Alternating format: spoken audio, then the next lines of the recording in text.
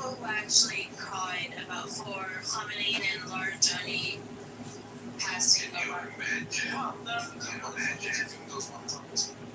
Can you imagine that he right now eating his own Khomeini in his burger?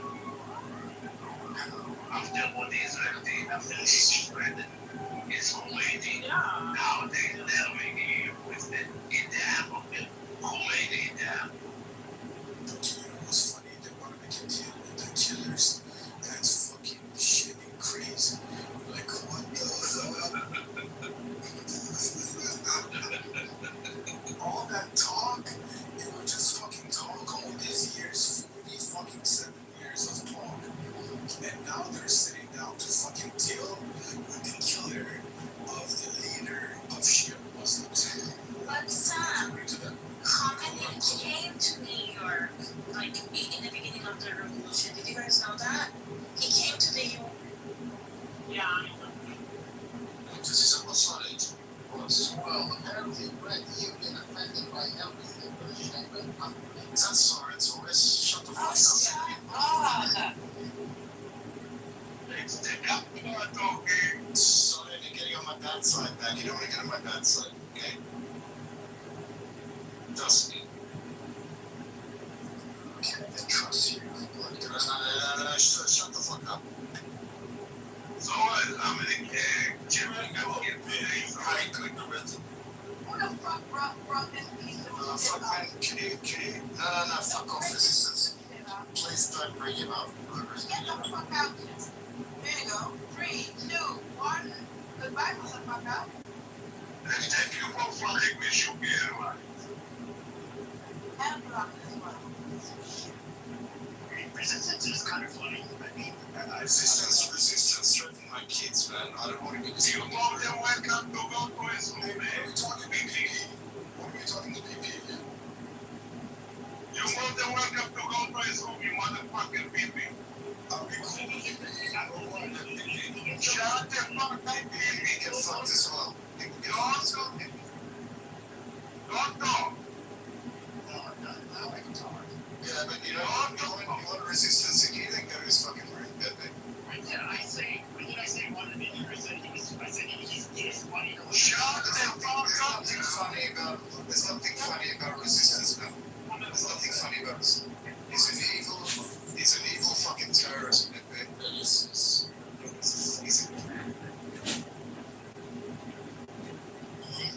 Okay, PP?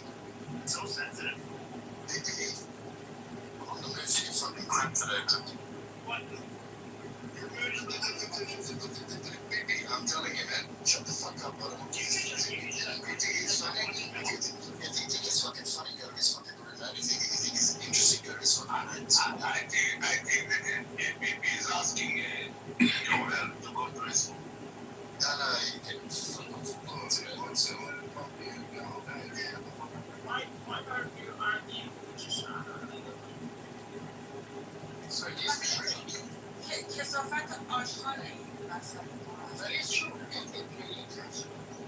کدومشون سورن؟ حالا بعدا میفهمید. اینی که زیر من هست. Okay, let's time.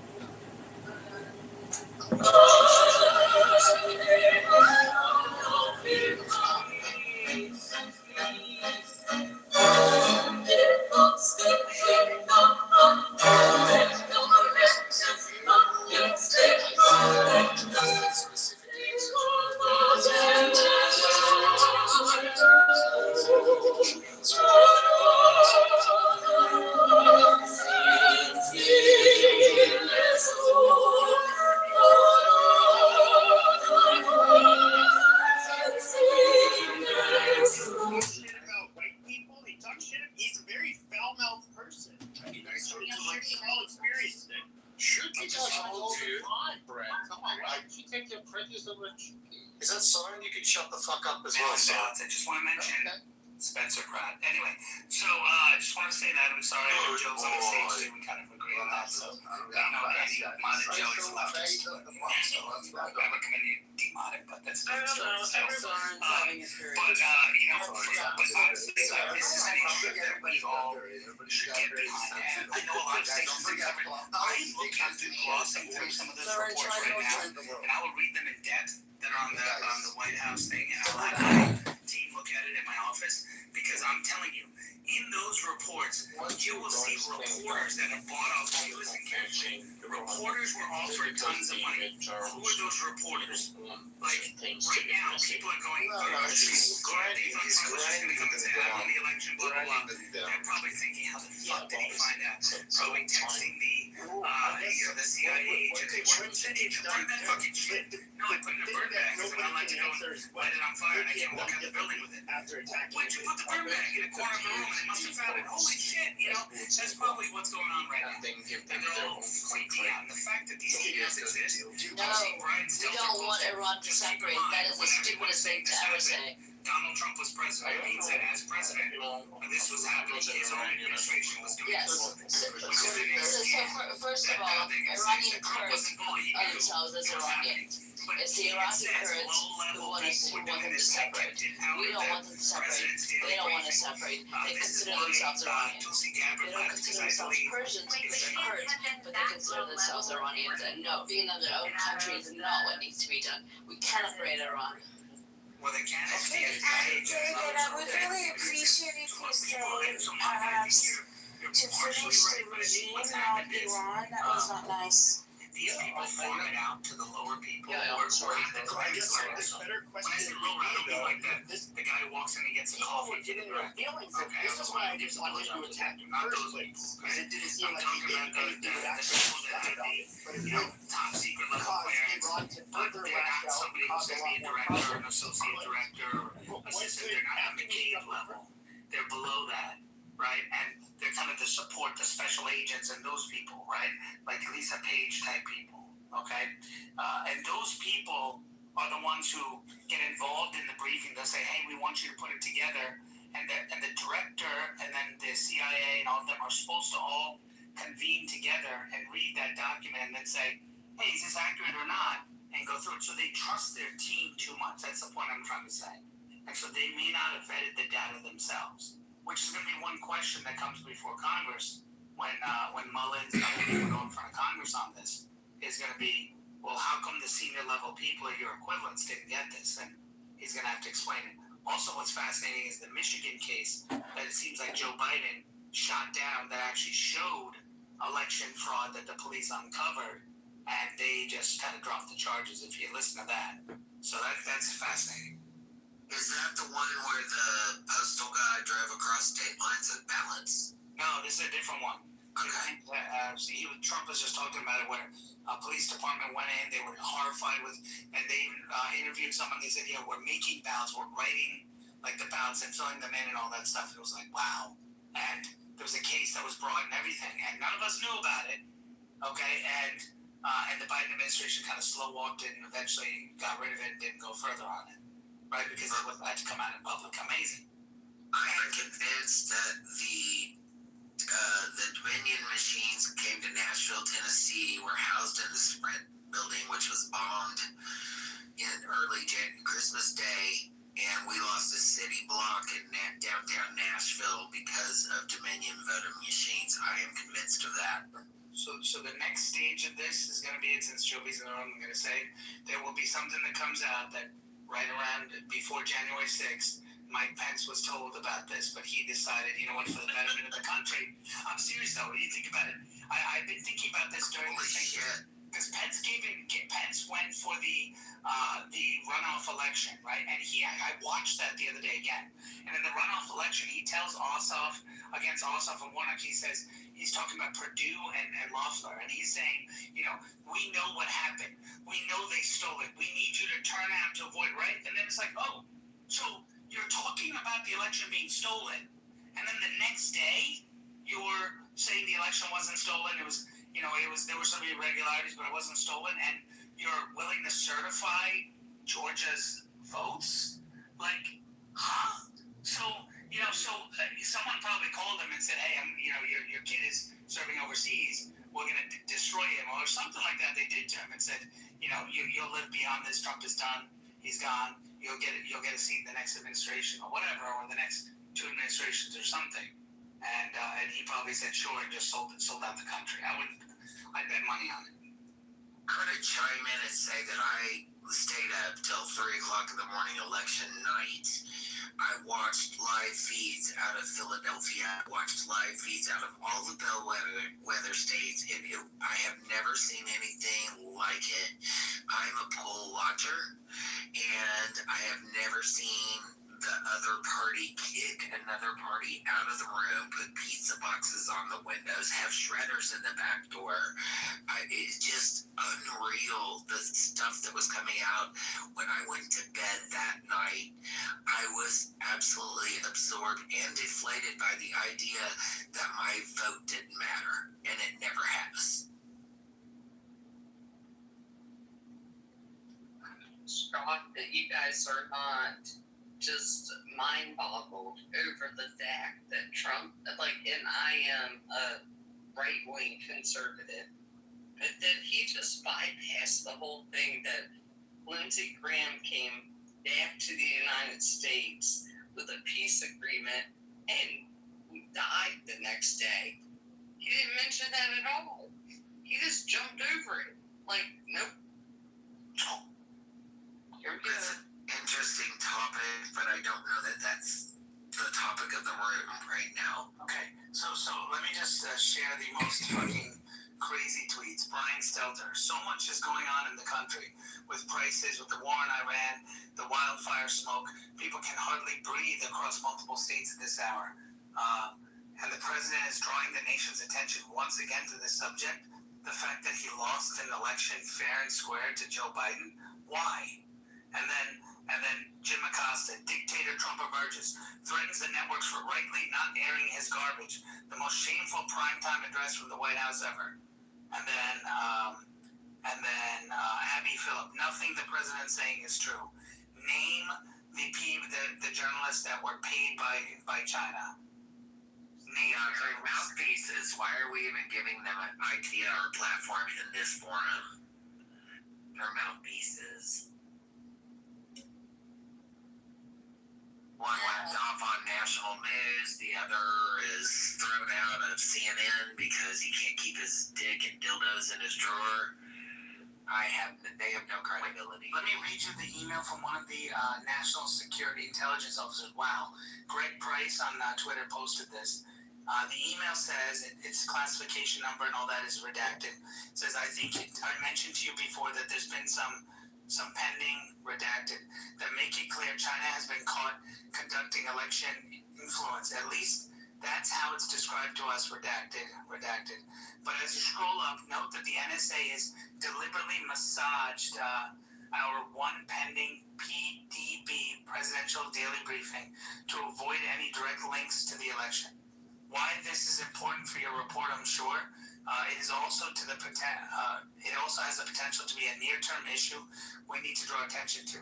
This is a really good example, but far from the only one, of what I've been raising since that the IEC is deliberately avoiding mentioning a connection to elections for non-substantive reasons. Obviously, since the blank isn't released yet, they're holding it until next week. There isn't a PDB, which is Presidential Daily Briefing, so maybe it won't end up an issue. But this is a highly irregular way to do things, especially as someone trying to raise tradecraft and substantive objections to the mainline analysis and isn't getting our work incorporated or even mentioned. Redacted National Security Officer Cyber, ODNI/National Intelligence Council. Then the next email, all redacted has heard and received nothing. We've deliberately massaged our one pending PDB to avoid any direct links to the election. The massive report we have been waiting on since waiting on this one has been chopped up into 13 points and will likely not get out until late next week. Many/all of them will be cross-posted into a blank or downgraded to a blank so that can be more readily incorporated into a 15-day piece if needed. Wow. That's crazy, King. Let me ask you a personal question. You personally, do you feel like the Chinese intelligence had more influence, or was it within? Well, I think China. I think she called Shifty Shift. My personal opinion, and I hope this comes out, called Shifty Shift in 2019 and others, and called some Democrats too, and some Republicans too, and said, "Hey, what can we do to get rid of this guy? He wants to take us down.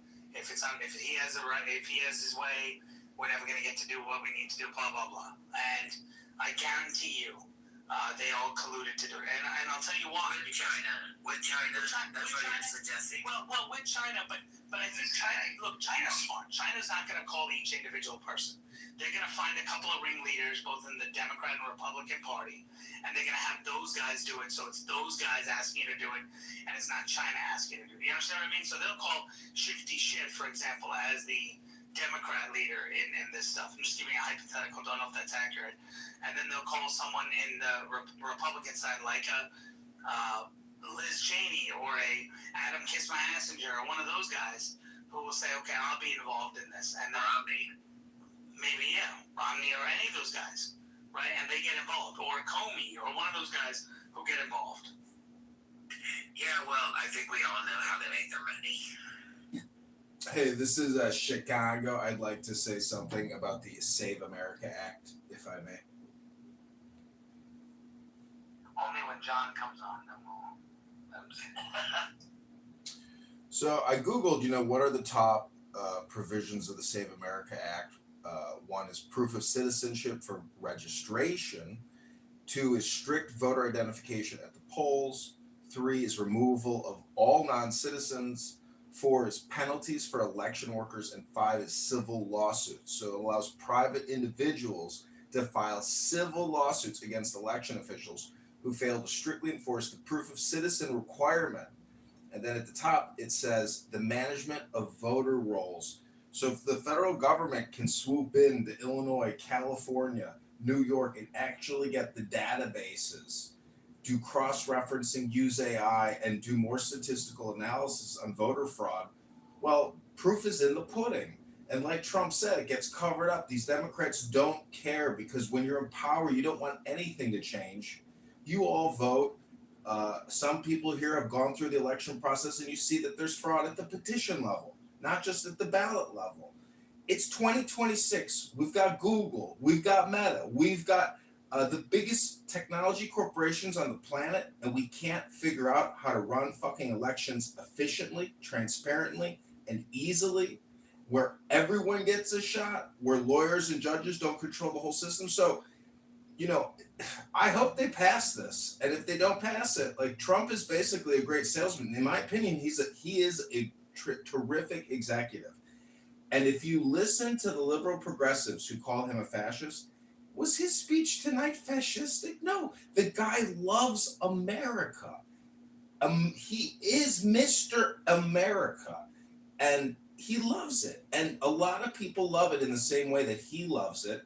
And if they can't pass this and they let election fraud continue in sanctuary cities and in Democrat-controlled states, well, the Department of Justice, I guess, was just sitting on their heels like the way he said they were doing under Biden.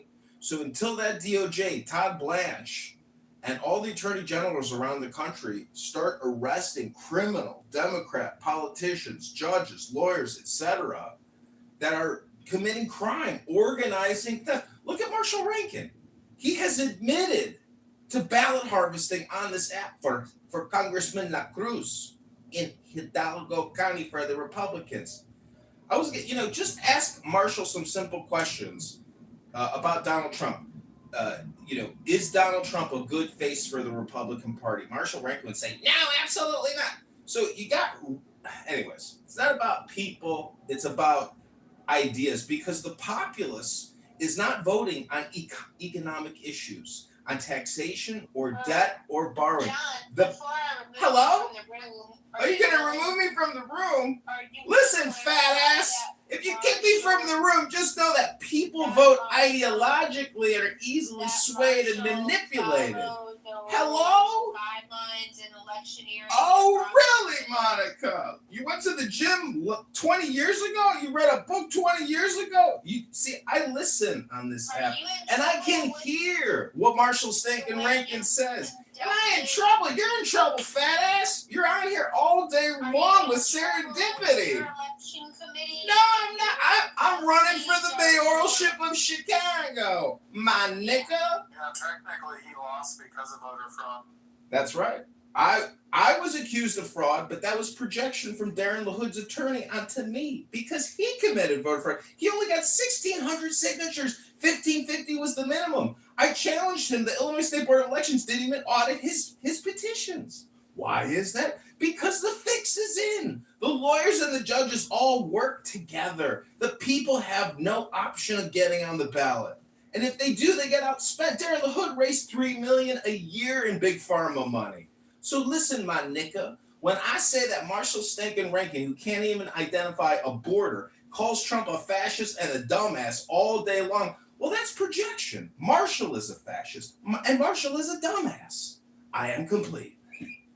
So Ron DeSantis just posted something I agree with. It's time to yank the CCP student visas, which are hundreds of thousands a year. Trump just gave them those, so that's what's funny. Like, hello? Well, I think he gave them specialized ones for certain industries, but you're right. Fucking idiots. Well, that's because of the $1 trillion trade deal. So if they get $1 trillion from China, unfortunately, they're going to bend the knee when it comes to those students. So $1 trillion, would you take $1 trillion in trade? That's why I say Donald Trump's a little too transactional. Ron DeSantis would have busted everything up, but hey, if we start firing and actually arresting some of these damn business owners that are doing this visa fraud and illegal immigration takeovers, we might get somewhere.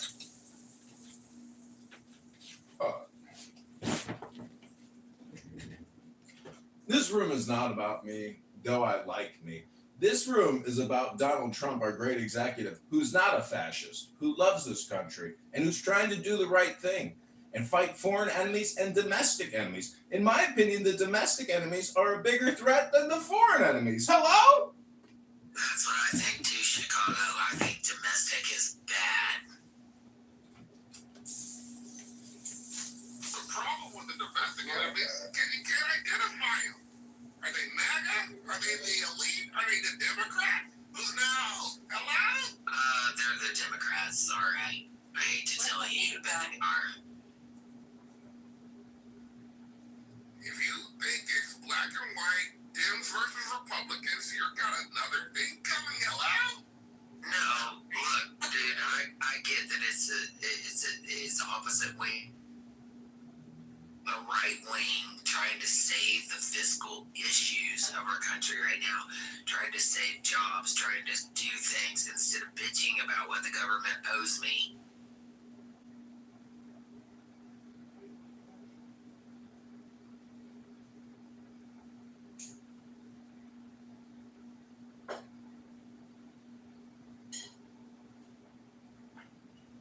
What are these burn bans?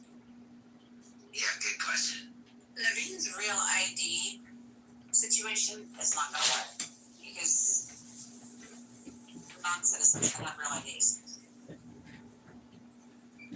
Why don't we just turn them? I mean, it's ran by Homeland Security, so why don't we just turn them like we do minors?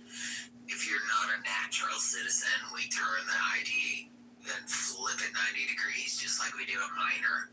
What's wrong with that? Again, this is... It's gonna come down to fingerprint, period.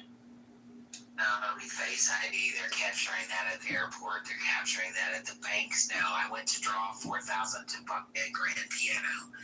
Had oodles of money in the bank. Went to draw $4,000 to buy a grand piano. And I was told to verify my account to pull $4,000. I had to give a Face ID to my bank. That is all now with the IRS coming in and looking at everything $600 and above. Now, Homeland Security has my face. whether I go through the airport, whether I try to like pay something online, they want a face ID, they want a thumb ID. All that is Homeland Security. That's why these data centers are going up like crazy. The Face ID is retina. Is it a totally eyeball? Yep. Interesting. See, if they get the access to the every state board of election voter database roll, which they already should have, but as you said, Democrat-controlled states refuse to give up the data, that would allow a lot of cross-referencing. But the fact that we don't have that data at the federal level, well, that's strange to begin with. And you know, a lot of these bullshit acts are really just spending bills. And as he said, he was criticizing Dominion Systems, which was formerly invested by Soros and others. But if they do a federalization of the election system and create some type of supplementary organization to like the Federal Election Commission and basically take the whole thing over and remove these state board of election databases and make everybody register federally, I don't understand the problem with that. We spend an inordinate amount of money on federal taxes every year through the income tax. We can't have an accurate federal election for our commander in chief. And the fact that Kamala Harris didn't win, I was really depressed going into this election. I thought for sure the elections were fixed through Dominion and through hacking and through other manipulations and frauds. But then Trump wins. And I'm like, it's a fucking miracle. There's enough people that got out of their houses and overturned the manipulation within the pre-existing fraud. So it was like the collective unconscious awakened, and went to the polls and voted Trump because they sensed the danger within. Kamala Harris posed a massive danger to our culture, to our society. When she says she wants to provide transgender surgeries for illegal aliens in our prisons, we know we're dealing with a clown world premium retard. Someone with a very low level IQ of priorities and pure stupidity. I'm sorry if that offends anyone, but we have to have priorities in our elected officials. Their communication, the priority of their communication, what they're telling us and what they're transmitting to us should be a priority to us.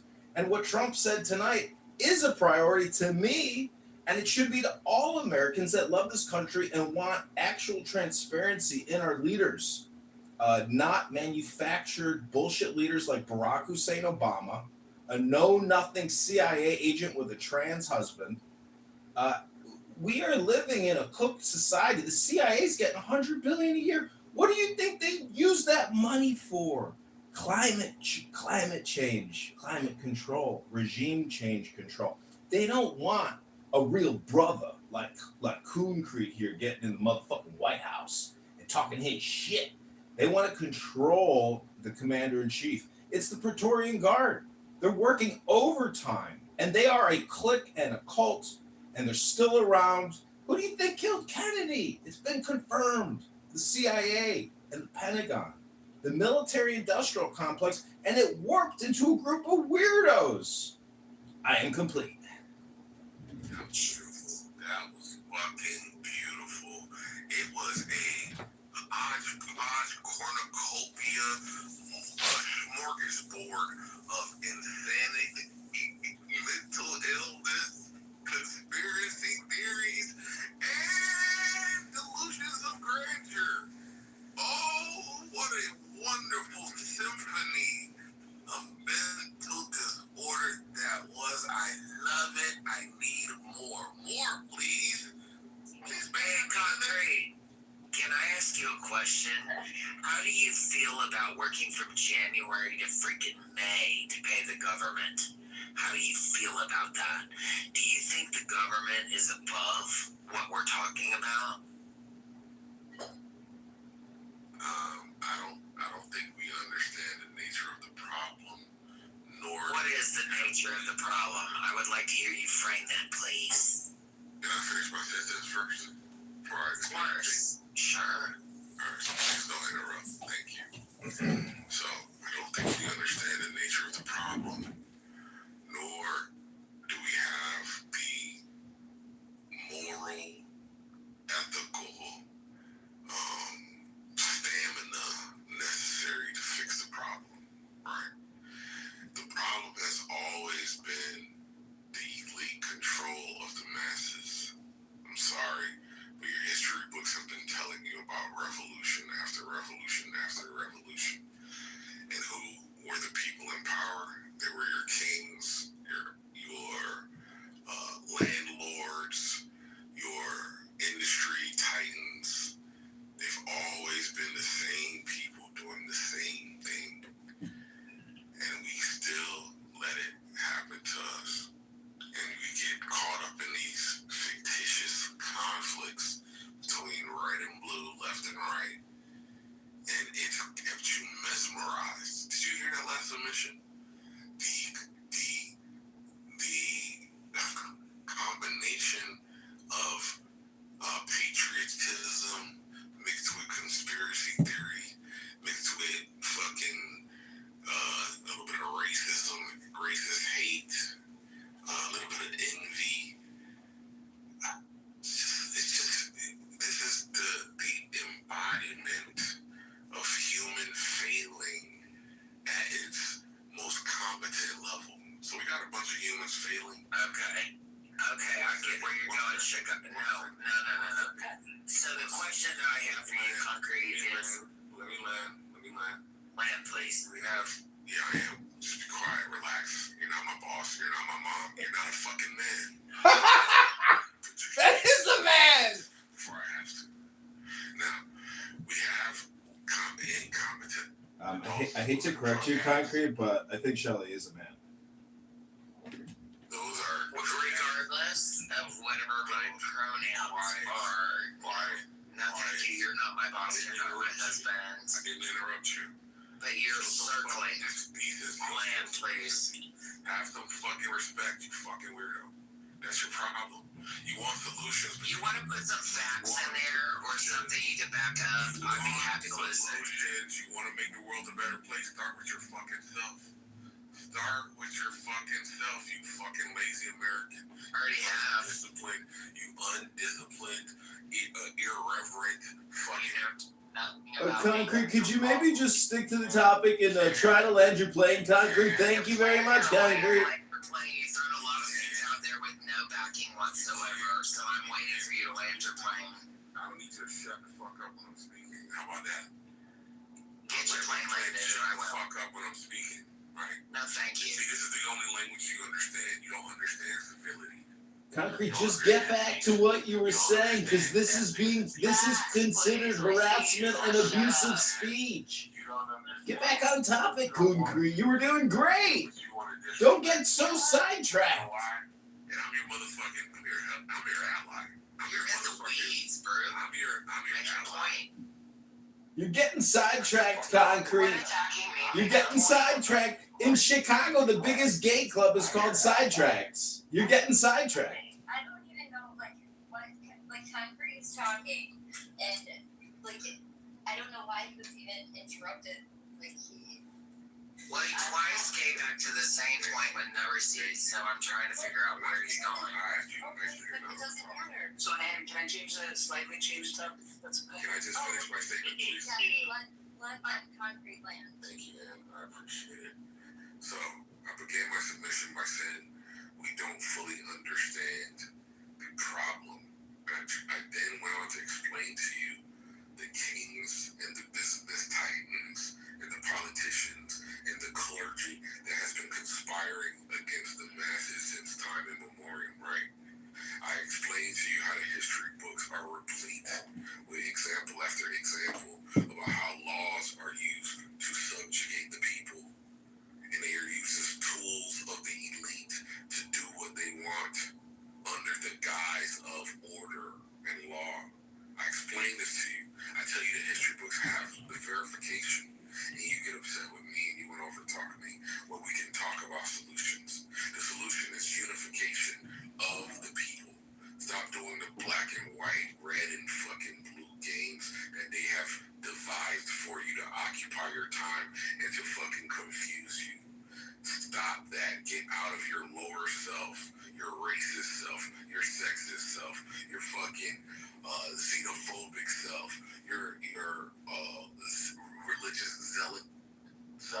Clubhouse pontificating spam But self. guess what? You don't understand how to do that because being a religious zealot, being a fucking xenophobe, it makes you feel good.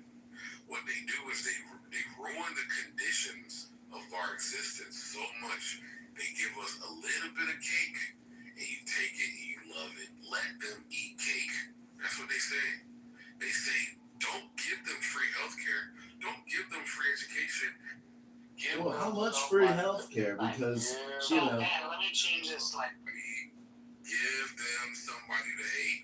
LBJ said, convince the lowest white man that they are better than the highest black man, and he won't mind you picking his pocket. Hell, give them somebody to look down on, and he'll pick his pocket. Are you going to karaoke tonight, Cuckoo? I gotta get to karaoke, y'all. Bye. I'll be at Shenanigans in Chicago on Russian Division. Karaoke night all night, every Thursday at Shenanigans. Who thinks that he has all the answers. Well, guess what? All he does is sit in this room by himself talking stupid shit. Delusions of grandeur. Projection Mirror says what? Projection Mirror says what? Delusions of grandeur. Projection Mirror says You what? want to shut him down, but you let that fucking weirdo ramble.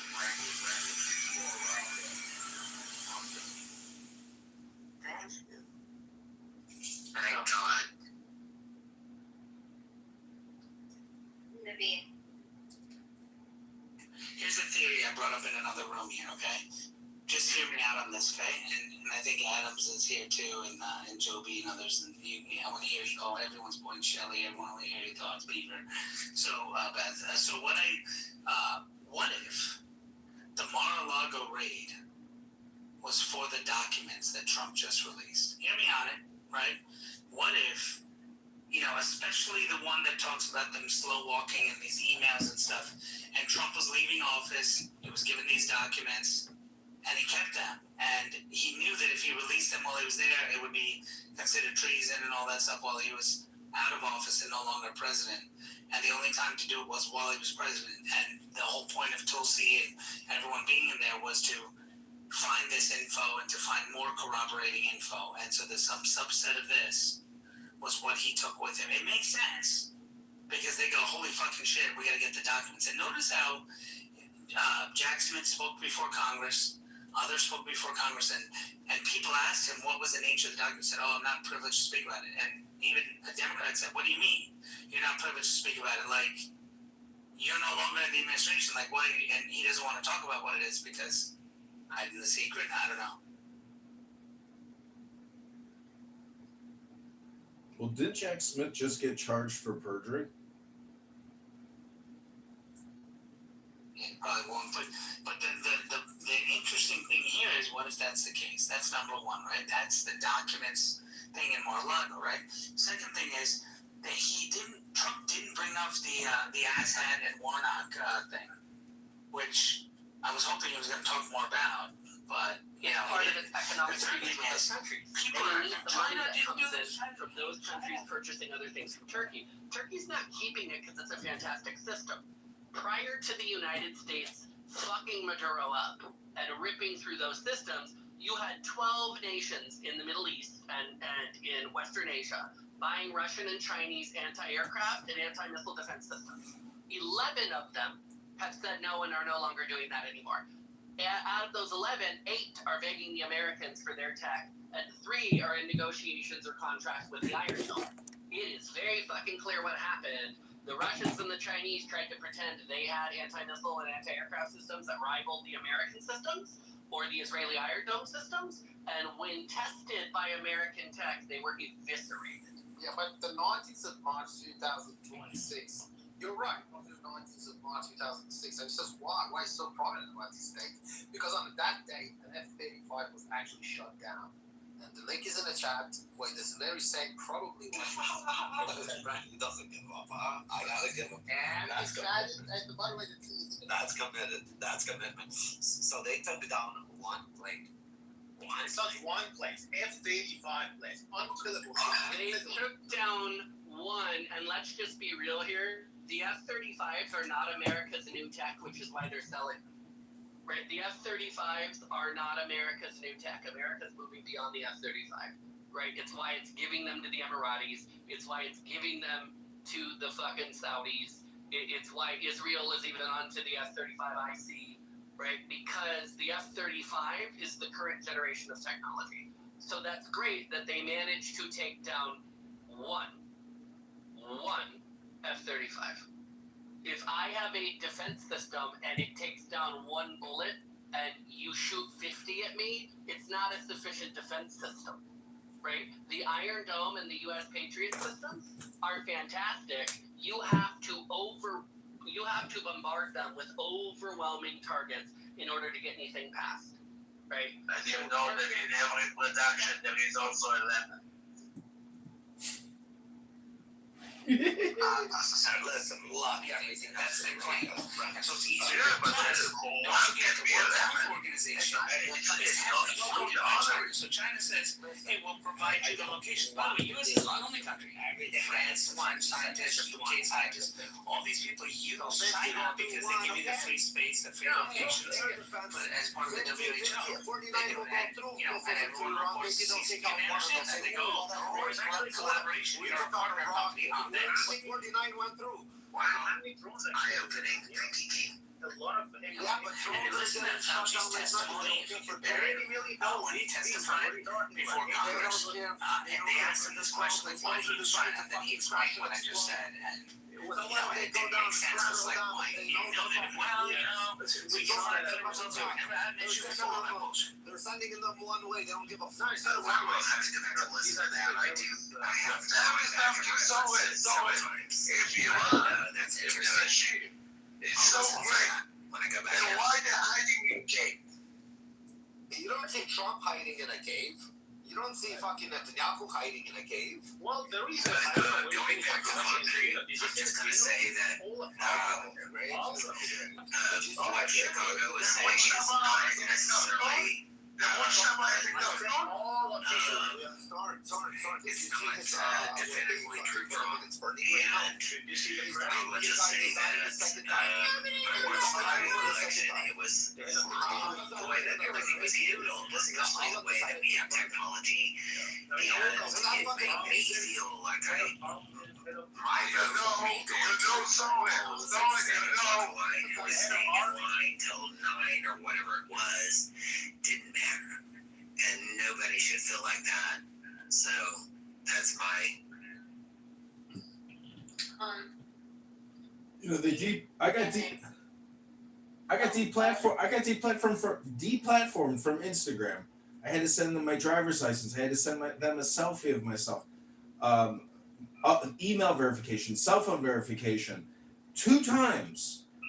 And they deleted me, censored me because they don't like my political speech and or my artistic endeavor. And it's just raw censorship. And so even if the populace or, basically we have a state-controlled economy. Approaching 50% of our economy is just all borrowed money. We don't produce any products. We have some services like hotels and golf courses and your gymnasium that you might frequent, unlike Monica. And all I'm trying to say is that if you are 300 pounds plus, laying in a bed of your own filth, defending Marshall Stankin Rankin, a guy who can't even define what a border is, all I gotta say is you could be triple vaxxed, quadruple vaxxed, and 6 times boosted. You might be looking forward to your new future winter mRNA flu vaccine injection from Pfizer. You might like Borla. You might like Bill Gates and Dr. Fauci. I don't know who you are. Hello? Yeah, Bill Gates, screw him and the ticks he brought on us. Steve Bannon is broadcasting on what's to come. I just want to listen for a minute. If it's, I'll stop it. Real quick, can I just say something? Yeah, no. Yeah, I just got a call from somebody who's extremely well connected with the administration. and they're like worrisome that the announcement tonight didn't get broadcasted by like over 30 different news networks. Did you guys know that? Well, do you remember Seneca Rosemont press conference before the presidential debate in Nashville? No. Probably not, because that's when Belinsky, the partner with Hunter Biden, came into the room. He handed a probably 40-page document. It was pretty thick to each of the outlets that were there: NBC, CBS, NBC, all of that. They handed all of them to it, and it said, here is why Biden and his son have conspired, and here's how they did it, and here's the shell companies they set up, and here's everything. And he went through 13 phones he had in his hand at the time, throwaway phones, with all that evidence, and they cut him off from the national network. And I don't know that it aired. I'm in Nashville, so I don't know that it aired outside of Nashville, but we in Nashville know about the Hunter laptop more than anyone probably in the United States, and they didn't. Not one of those outlets followed up. Not one. So I'm not surprised by this. This is how we're being manipulated. Yeah, I didn't know that, Augustus, I didn't know, but I mean, on Rumble. Like 3/4 of the country probably didn't see it. Probably more. Probably like only like 20% of the country saw it. But the other day when he said, he kind of like amped it up, like that he was going to be addressing us, like, so that maybe people would then look for it. So I don't know. I think that people saw it. The question is, did the left see it? Because the left doesn't want to see it. I know, but there's moderates there. There isn't any moderates anymore. That's so sad. I used to be a Democrat.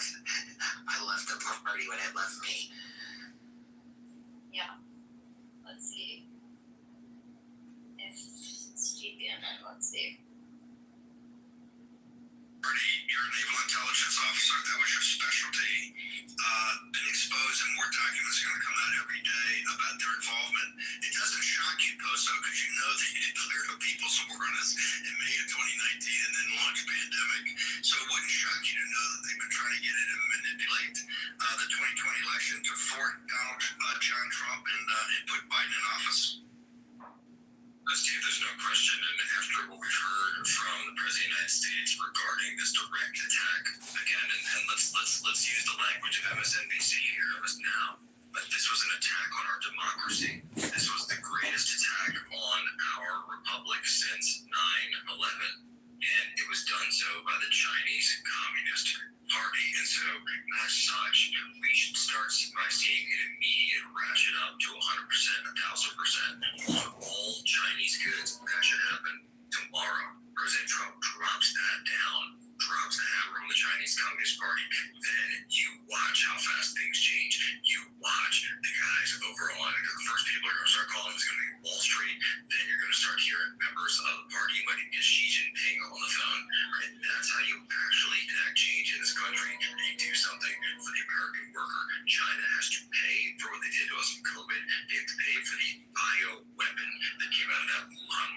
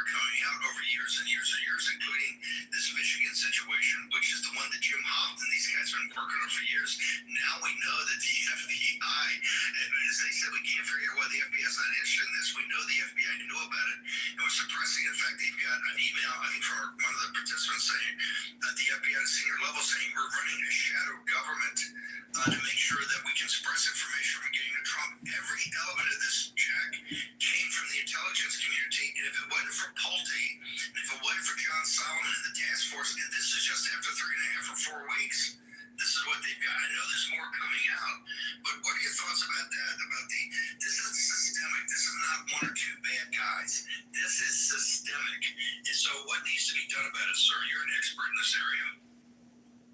See, that's exactly right. And what Bill the Bulldog Pulte promised you Bill is the now Bulldog Pulte! John Solomon, our colleague over there on the task force. And I'm actually also hearing, as a matter of fact, as of right now, that there are potentially more documents, more things that have been discovered, but are actually still working their way through the process. And the way that we should actually look at this is just the first tranche of declassification. Remember, they've only been on the job for about 3 weeks now.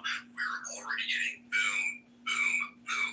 What I hope to see and what I expect to see here is that this is going to start coming faster and more voluminous with each declassification drop. And so I know for sure that other things have been found. I couldn't tell you exactly what the timeline is, the time frame. They're going to go through a lot of these things. And a big piece of this that I'm told, and I did partake in some of the videos, briefed on some of the material here, that they went around to all the intelligence directors, Steve, as you said, and they said, "Can you see this document? Is this document from your organization, your agency, whichever it is, your bureau, your directorate? Does this comport with your findings? Do you sign off on this?" Every single one of the intel heads signed off. So Ratcliffe has signed off on this. DHS has signed off on this. You got, of course, Cash Patel signed off on this. But Steve, this is the exact same thing that I mean, of course, it's usually more the left-wing violence, but we knew that the FBI and Chris Wray were lying about Antifa in 2020. We were for a fact that he was lying about it. He lied to the president about it in the Oval Office. I reported that in my book all the way back to 2021, along with Bill Barr, because they had the names, they had the networks, they had the financiers, they had all of it, and they sat there and they did nothing. Jack, I know it's late where you are, and I'm going to let you go and track you down tomorrow and over the weekend, but you were very smart in your framing when you first came on. You weren't saying that tongue-in-cheek. You used the very language that we've been hammered on since January 6th of 2021, that this is the greatest direct attack on democracy ever. Talk to me about why did you frame it like that? Well, let's go with the greatest direct attack on democracy because, I'm over here, we're doing CPAC UK, and I had a BBC reporter come up and ask me, they said, "Well, you said CPAC is an attack on democracy. What is that?" I said, "No, I'm repeating what you guys have said since 2020. You said that we are anti-democracy. You said that we are an attack on democracy, that Donald Trump's election is an attack on democracy, that Donald Trump asking for a fair tabulation of the ballots of the will of the American people is an attack on democracy." That's the joke, and now we come to find that the Chinese Communist Party played a role, and it sounds like a fairly significant role, in undermining our democracy in 2020. So, okay, let's go ahead, use the standard that was set for us by the New York Times, by the Wall Street Journal, by the Washington Post, by the BBC, by CNN, all the rest of them. Attack on democracy. All right, we have an actual attack on democracy. How is this country going to respond? Are we going to get that? Are we going to get the indictments? Are we going to get, the targeting? Remember what they did to Russia?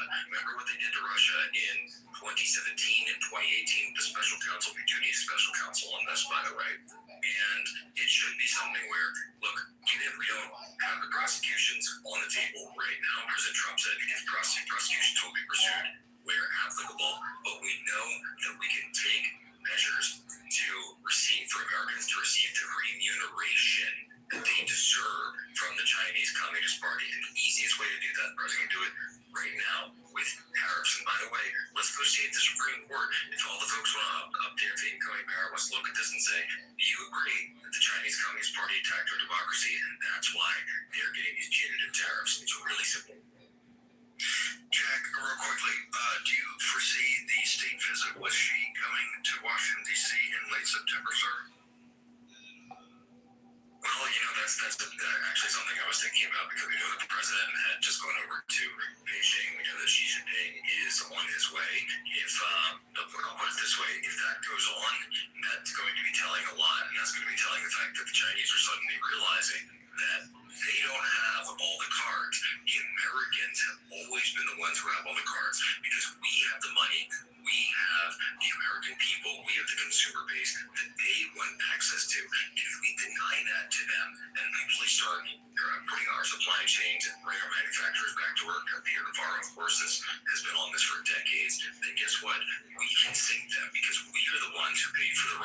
of the Chinese Communist Party and the People's Republic of China. And when I say we, I mean the financiers, the lords of easy money on Wall Street are the ones who paid for it and underwrote it. But what was upholding it, of course, was the work and the intense labor of the American people. So disintermediate the system, disrupt the system. That's what tariffs do, and this is the perfect reason to do so. Jack, where can we go on social media to find you on Twitter? Thanks, Steve. We're up on X at Jack Posobiec, Truth Social, Getter, and of course Telegram. Thank you, Jack. Thanks for staying up late tonight. Tell whoever CPAC London that we love them. Thank you, sir. You guys are bored, are you?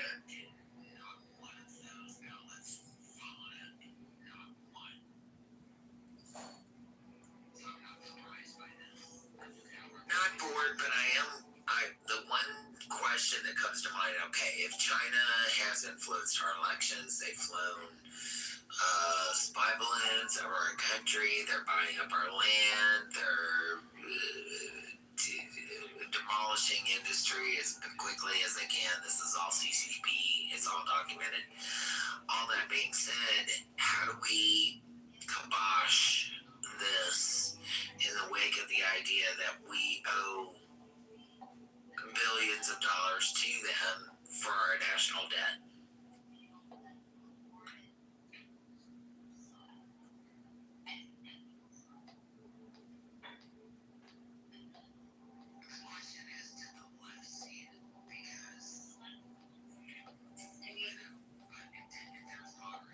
I don't know.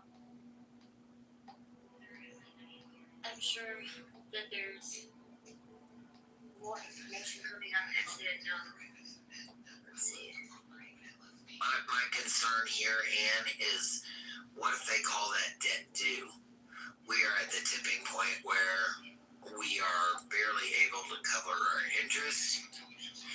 I don't know what our quote-unquote country rating is. I know states get state lending ratings and that kind of thing through the federal government. I don't know how we do on the global stage or how that's rated, but I do know that our deficit is carried, the brunt of our deficit is carried by China. So that being said, Wuhan, COVID virus, spy balloons, all of this, how do we deal with, Xi and the CCP, given the situation? I'd love to hear from a strategist on this.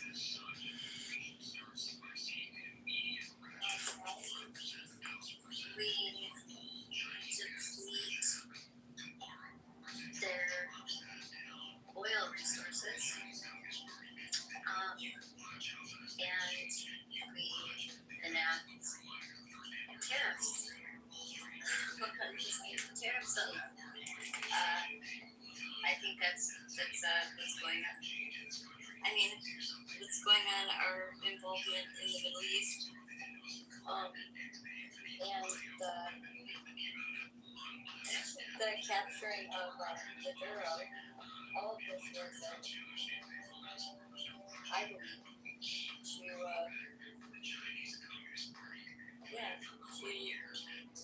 deplete China's oil resources. Possible. I think that's a valid possibility right now, for sure. I'm not sure we even know what our reserves look like, so I don't know how we can debate that. Well, we don't know what our own oil reserves look like. What do you mean, Joe? We have reserves that we have, and we have gallons that we've depleted a lot to.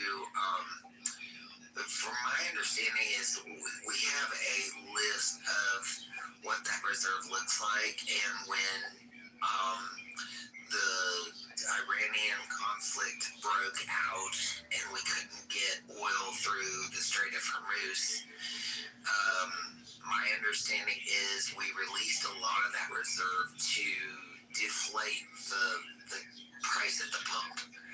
So right now, I think our national reserve, and we got to keep in mind that this is a number on the books because they can open up a number of wells at any point.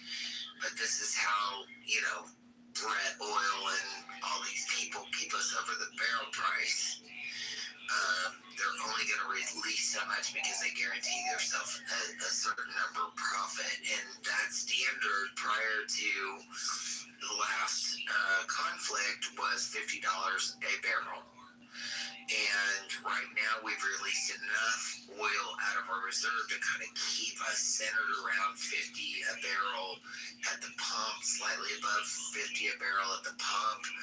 But when those reserves go away, there's two things that happens. We deplete the oil that our defense forces and also a human public would need during World War III or that kind of thing.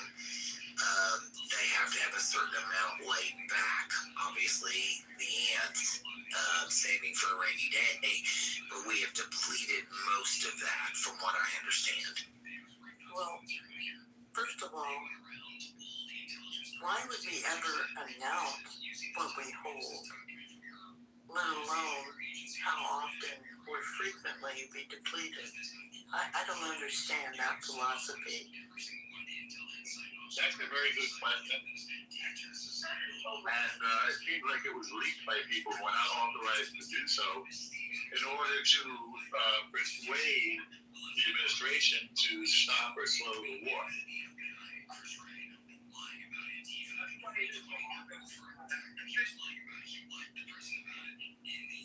Because that can only encourage our enemies. Well, actually, it's right below our feet, El Normo. Hi, El Normo. I didn't even realize it was you. Sorry, hey, honey.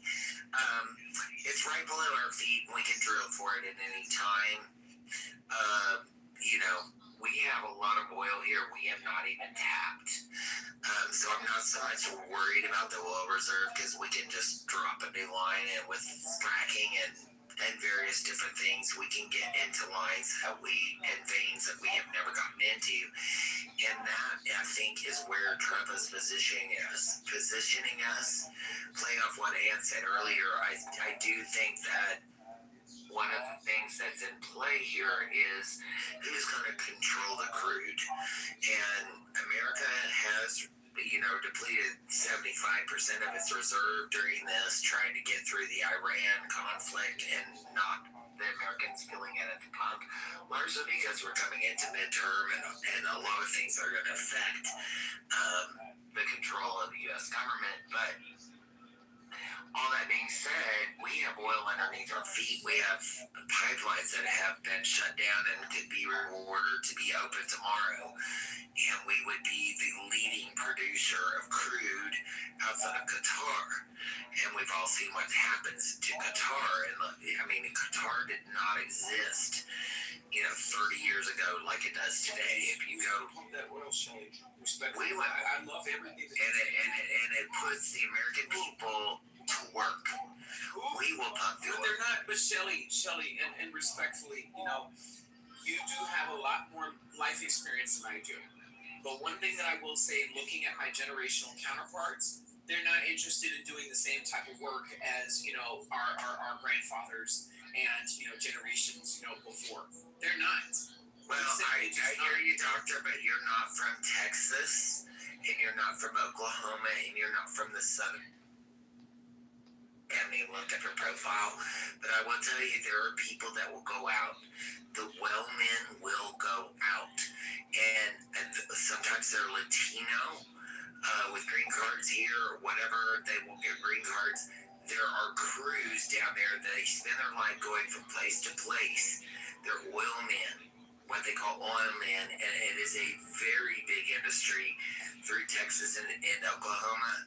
And there are people that literally aspire to this industry because they can see the world. They can do a lot of things through the oil industry. And I'm just going to tell you right now, there are plenty of people to fill those jobs throughout Oklahoma and Texas, and they're eager. They're eager to do it. They're dangerous jobs, but they're eager to do it.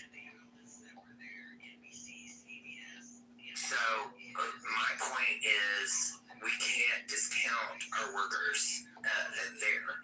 There are a lot of I will tell you, if you're familiar with Texas at all, there are a lot of cotton farms that have gone depleted. There are a lot of people that are out of work. There's a lot of desolate area in Texas.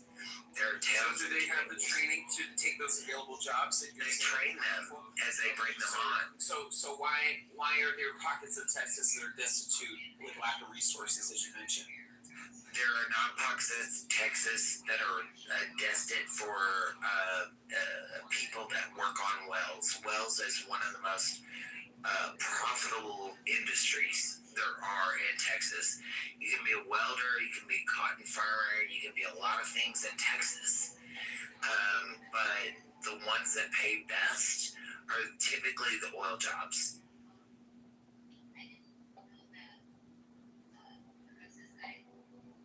So we're positioned, you know. Appointed Marshall back in here, guys. Yeah, there are a lot of, I say this because I know Texas personally. I know, those states personally. And I will tell you, there are people dying to be on those rig crews because they pay about 20, 40, depending on where you are in your, in your job ranking. You can start off at $25 an hour. They're high-risk jobs. They're out in the middle of the heat. They're dirty. You get wrapped around a chain very easily. There's hazard pay. But they travel from place to place. And they work these rigs. And they make a shit ton of money. Last I heard, $75 an hour. Yeah, it's a shit ton of money, and there's a actual union for it. I do believe, somebody check me, but I do believe there's a union for that.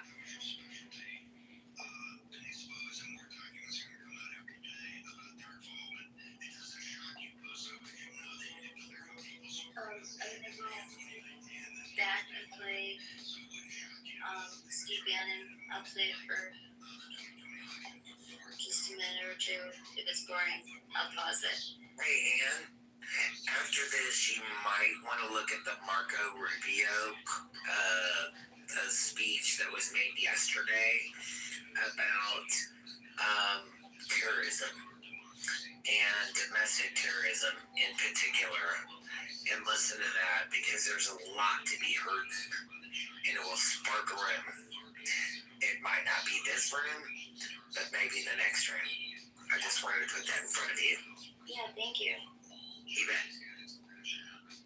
Ironically, I had the speech tonight, Steve, and honestly, what I heard here tonight, what I heard Freida Mitchell saying is incredibly important, because she pointed out that Jay Johnson, during the Obama administration, classified voting systems as critical infrastructure. You don't need an executive order. You don't need to do something in an emergency order. You can just say, look, it's critical infrastructure. It's under attack from the Chinese Communist Party, the People's Republic of China, as the president put it tonight. But the thing that stuck out to me was the reference to Barack Obama, because he's been involved in orchestrating much of this. As we know, it goes back to before Trump took the oath of office in his first term. So we have to look at what is his involvement. And I like to go back to Jack says an attack on democracy. That's an important thing. Another thing that Democrats and these networks like to say is nobody is above the law. Boy, I agree with that. You mentioned some names: Chad Wolf, Chris Wray, Bill Barr. Nobody's above the law here. If you were in the intelligence community and you had this information and you sat on it or actively tried to hide it or put it in burn bags, as the president pointed out, all these burn bags are completely incompetent. I think the burn bags will be great. By the way, Grace, I call out those people. It's bad enough the evil that's in the deep state, and we gotta lance the oil. But these people appointed by President Trump, Bill Barr, Chris Wray, Chad Wolf, Krebs, who on CBS, right at the height of this has the most secure election, which they rub their nose in it every single day. Steve, real quickly, the Michigan situation. This is one Hoft and these guys have worked on for years. This is pretty explosive. The FBI knew it was a crime. It would not pursue it, sir. Well, here's the thing: the Michigan State Police investigated 10,000 applications from outside of the city of Muskegon. The president was right about the spot. Here's the problem: you've got the Michigan State Police run by, if I may be so bold, a lackey. The guy that ran Rachel Weber's security detail, she elevated several ranks up to make him the guy in charge of the Michigan State Police at the time that investigation or sham investigation was going on. They never completed the job. That's a fact. They never completed the job.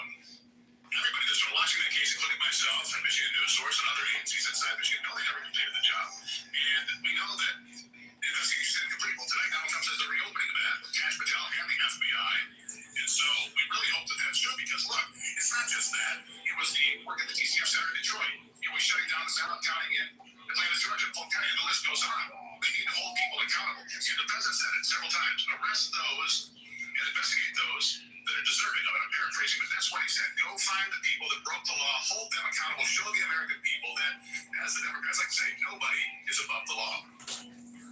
What's your social media? Where do people go? Document after document after document. Your thoughts, man? I thought that it was a fantastic speech. One of the things that I really was impressed by is the amount of care that President Trump took in saying we deserve free and fair elections in America. It really came to me as being a speech that was to all Americans. It was not a partisan speech of the Republicans deserve more than someone else, or even points to even end. I'm really looking forward to these. At least there was some scintilla of cooperation by certain elements of the intelligence community. Is that ever going to take care of this problem, that there are people there that are prepared to work with the president, work with this administration to get to the bottom of this and clean it up? Absolutely. I want to point out something that's really important, Steve. Every intelligence chief was extraordinarily cooperative. The NSA director, the CIA director, the FBI director, the Department of Justice, the Attorney General branch. Everybody cooperated. Everybody dug it. They got a lot on their plate. They got wars and they've got issues all around this country. They're cleaning up crime and solving the border. Secretary Mullen, every single one of them took time and put resources to this to find the documents. Some of the information that we found, the intelligence chiefs themselves said, I know about this. First time I'm seeing it. I should have known about it. I think that's where this mystery starts. That's where it goes next. We need to figure out how actionable intelligence things that are important aren't getting to the people who should have it under the Constitution, the people entrusted with our security, the president and Congress. Then we have to figure out why would a case like the one the president mentioned in Michigan not get prosecuted. Then we have to understand why did we go 6 years with election machines and people only with all I just heard like Mark Barner said, Any closing thoughts? Yeah, the attention economy that the liberal progressives project. I've had people comment on the media that I put out and say, a liberal is not only stupid, a liberal wants you to know and has to prove to you that they're stupid. They really want to communicate with you and prove to you just how stupid they truly are. And so if you don't think having a driver's license is a requirement to vote, you're stupid. Because I lived in California. You didn't have to present any ID whatsoever. Cast your ballot, you're in and out. No ID at all. Don't need to show it. Don't get axed for it. And when I was a Republican election judge, I asked to see your ID. And it was very simple. It's, you pull up the person's voter registration in 10 seconds, with or without the ID. So I ran the whole simulation. I didn't detect fraud, but I do not trust the way that the results are transmitted to the election board. Because from all the polls, that data gets sent to a database. I've heard that database is not even in America. It's in Germany. Wherever the software corporation is that Dominion utilizes for their servers. So the security around election results and then criminal Democrat election judges who are incompetent slaves of the state and their own illegitimacy. The system is broke. It's beyond repair. State of Illinois is $200 billion in debt. City of Chicago is $100 billion in debt. This United States of America is $130 billion in debt, and all we're going to do is borrow and spend more to try to get accurate voting in this country, transparent, above board, solid, 100% correct, no flaw. I mean, how did Kamala lose? If the election system is completely fixed, how the fuck did Kamala lose? That's what I still cannot quite figure out. Because it was too big of a mandate to rig. Well, there's another option that somebody told me who I have some respect for. He said that Trump made a deal. And I said, what? What does that mean? Trump made a deal. Kamala wouldn't make the deal, so Trump got it? I mean, how do we know that this isn't just projection, that Trump secretly cook the books and fix the election to win it internationally using Operation Software Pegasus, controlled by Peter Thiel and his super elite LGBTQ Proud Boys. I mean, what is the truth? Because the CIA's got $100 billion budget. The Army, the Navy, the Air Force, they've got $1.25 trillion to play with. How do we know that the whole thing is not completely cast? We don't. Typeset. Which is why we need the FAIR Act. This is exactly why we need it. See, the problem with an act is it's really just a spending bill. And so they're going to go to Palantir and they're going to say, hey, we want you to roll out a federal election protection software system. Utilize the latest AI, pull in all the databases from all the election commissions, because this forces, and there are civil penalties. Plus, the FBI, with this America Save Act, could probably go into the California State Election Commission and do data seizures, even arrests for noncompliance. So the Save America Act could save America, but you know, if it's almost all Democrat and there's probably 20% of Republicans are actually just Democrats, well, 70% of Congress is Democrat. 30% are Republican, and maybe 1% of those are libertarian or less than libertarian. Where do you get that data? Concrete, I'm with you until you hit that point. Well, Shelley, I got that data from what's called my brain.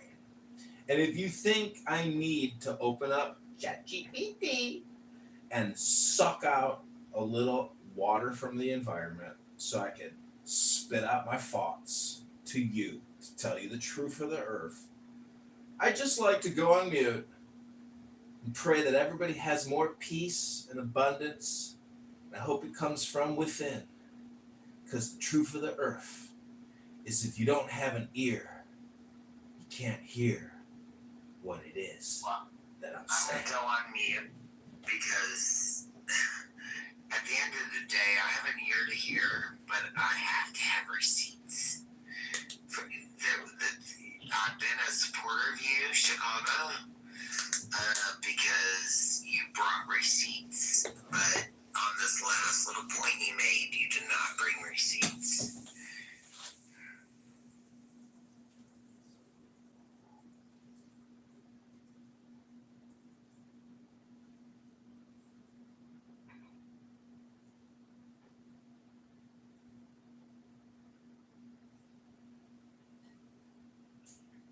Receipts? No, I think that I agree with him. I think that's. I agree with him in the overall concept, but it's sad. And maybe that's a personal thing because I don't want to dwell that long and that hard in that drool. Well, Shelley, let me just give you a Shelley, if I may. Shelley, I hate to interrupt. Chicago. No, I have a great Shelley. I have the solution. I've recently launched a startup partnered with Open Society and Soros for funding, as well as Elon Musk. And it's a biopharmaceutical company. We manufacture vaccines specifically for liberal, progressive, Democrat judges and lawyers only. This is a special mRNA cocktail. Why are you laughing, Shelley? This isn't a joke. This is a startup. This is a legitimate biopharmaceutical corporation. I'll pass the mic to Concrete. Concrete, making you wet, sir. You are. If I can. Are you post-op or is getting you wet a euphemism for an erection? Right now. I don't care.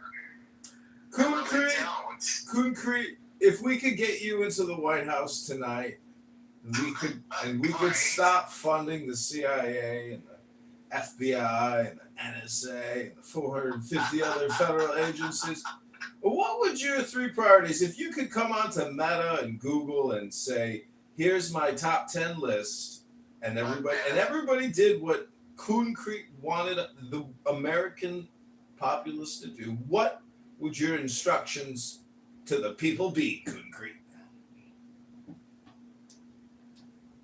Oh my God, this room is so rich. Go ahead, Concrete.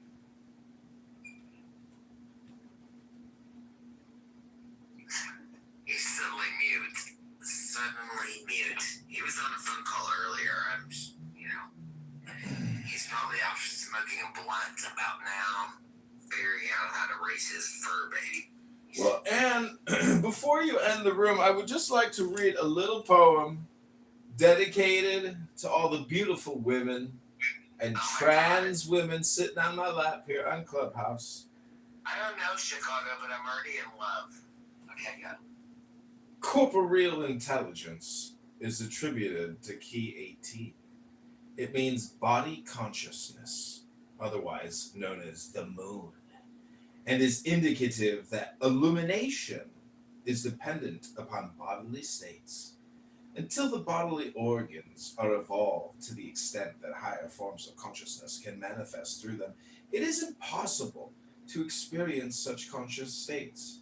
Sleep is also attributed to this key, and it is during sleep that our aspirations and efforts are built into organic structure. Every thought we think and every action has some modifying influence on bodily structure. It is said that the way of attainment on Clubhouse is the way of return. This is symbolized by the moon, which reflects the rays of the sun back into the sun. The crawfish represents instinctive energy. The wolf and the dog represent the same energy, but in higher form as the result of evolutionary modification. Also, the wolf is a symbol of nature and the dog of art because he is a product of human adaptation. The path passes between these two extremes because the way of balance goes neither too far towards artificiality nor allows everything to be influenced by ungoverned natural impulses. The path leads through the well-tilled field to the unknown heights beyond the 2 towers of Clown House, representing present human attainments. The ground is undulatory, representing alternate periods of rest and action. And clowning around on Clown House all day, the stage of unfoldment is organization. And what was Barack Hussein Obama? An organizer. A community organizer! Bullshit. He went to Columbia and got a job at Business International for the CIA doing economic analysis on Brazil. Community.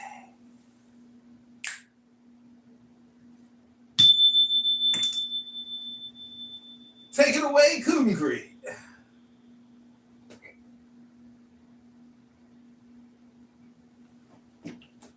Wow, I've never heard in this quiet. I love it. The price of admission in this room was beautiful. Chicago, I'm subscribing you. Task was for Washington to get that, All right, well that's the nuclear material. So I'm gonna interrupt you there. I believe everything has a timeline. Do you believe everything has a timeline? Yeah. So just imagine if you ran past the nuclear. Just imagine it. Forget it. No, but it's important. It's not maybe. Trump.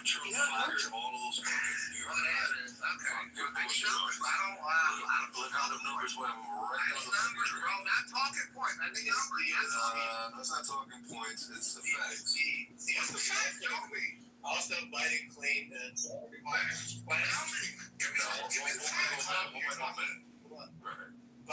Biden claimed all these jobs that he created when the whole when he had like a mandatory thing of checking out businesses, and then they all came back online and he claimed them as him creating jobs too.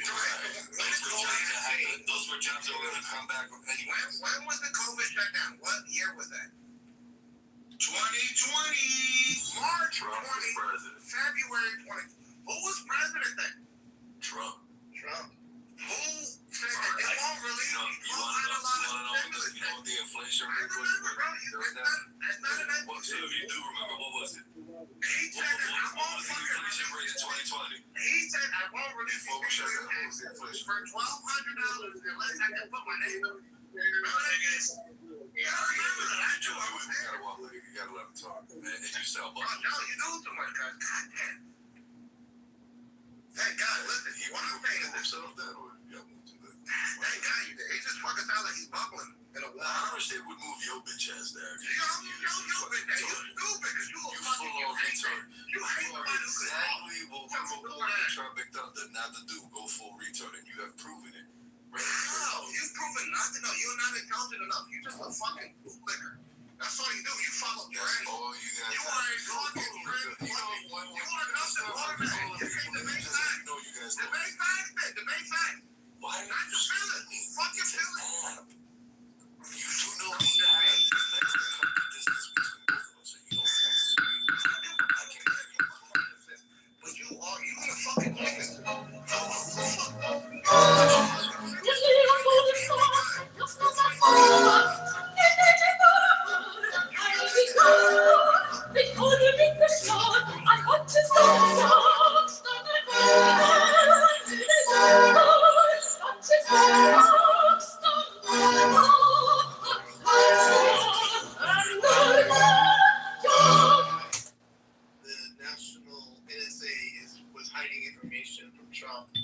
Regarding China. I'd be very interested to hear what he says about that.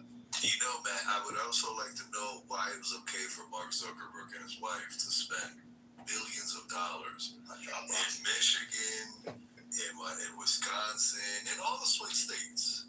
And mind you, the swing states happen to be the states that magically, specifically Wisconsin, Georgia, who at 2 o'clock, we gotta stop counting. Let me ask you this though. How many jobs has Trump created, bro? How many jobs has Trump created since he's been in office? I'll wait. How many? Let me ask ChatGPT for you. What is your point? The Zuckerberg thing is fascinating. How he basically bought all these mail-in drop boxes all over the place. And by the way, no chain of custody. Yeah. Just, people just dropping ballots. All of these states, and I'm sorry, man, but you got Pennsylvania who circumvented the state Senate to go directly to the Supreme Court, a Supreme Court that was appointed by Democrats. There's a bunch of progressives in that court, and they decided to change the rules on the go because of COVID. Horseshit. I honestly believe that COVID was a plan devised by the Chinese and Democrats. They both had a thorn in their asses. It's called Trump. And I'm like, you know what? Fuck, just release this shit. Release it across the fucking world. It'll obviously just kill the old folk. The silent generation. Whatever's left of the silent generation, some baby boomers ago. And these young people are dumb enough that they'll just fucking buy into this shit. And we'll be able to get away with stuffing ballots into mailboxes that are not sanctioned to hold these ballots. And, at a certain point in time, throughout the night, we'll stop counting. And when we come back, our candidate will magically have superseded the guy who's already winning. And, he'll get more votes than the alleged, and I say alleged because obviously his mom is white as fuck, the alleged black man who ran our country for 8 years. What we got? And if you don't know, I guess Barack Obama's mommy is milk and magnesia. Sorry to break your little heart. Listen, CLC, I get it, man, right? You hate. No, to you it's not CLC, to you it's Pac. To you it's Pac. You just became a conservative. Say my name. You just became a conservative.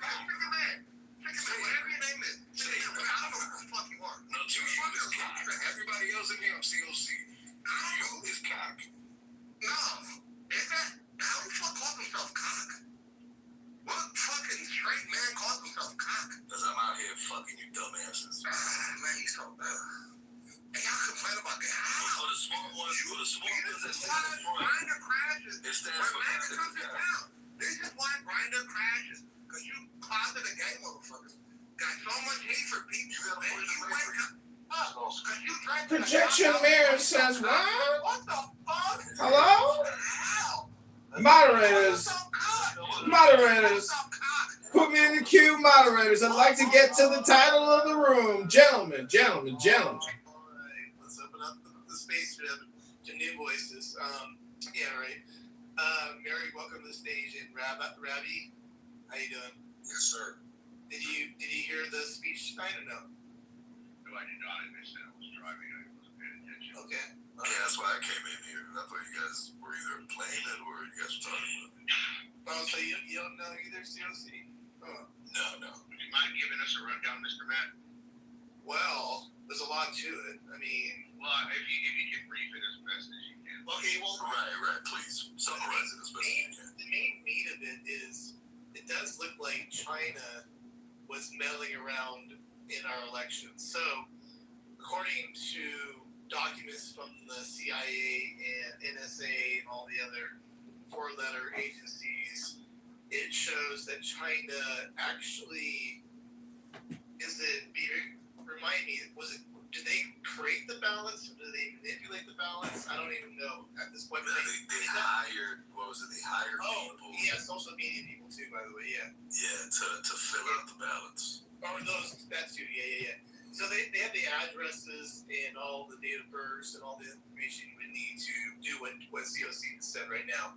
And then, of course, they leveraged, the media. They literally paid journalists, I guess, maybe inside the media, we'll find out here, but to do the dirty work of making Trump look bad, as we all saw, with his claims about election fraud and blah, blah, blah, other things too. But that's the meat of it. There's a lot more to it. In fact, I have to go through and see some of the stuff. Well, I definitely believe it. I mean, me coming from California, I've watched the Chinese Communist Party literally just move billions of dollars here, and a lot of it tax-free, and manipulate real estate markets here in Southern California and Northern California, manipulate our ports by going back to the Clinton era when Clinton removed the military as the main security contractor of the ports and gave it to a Chinese security firm.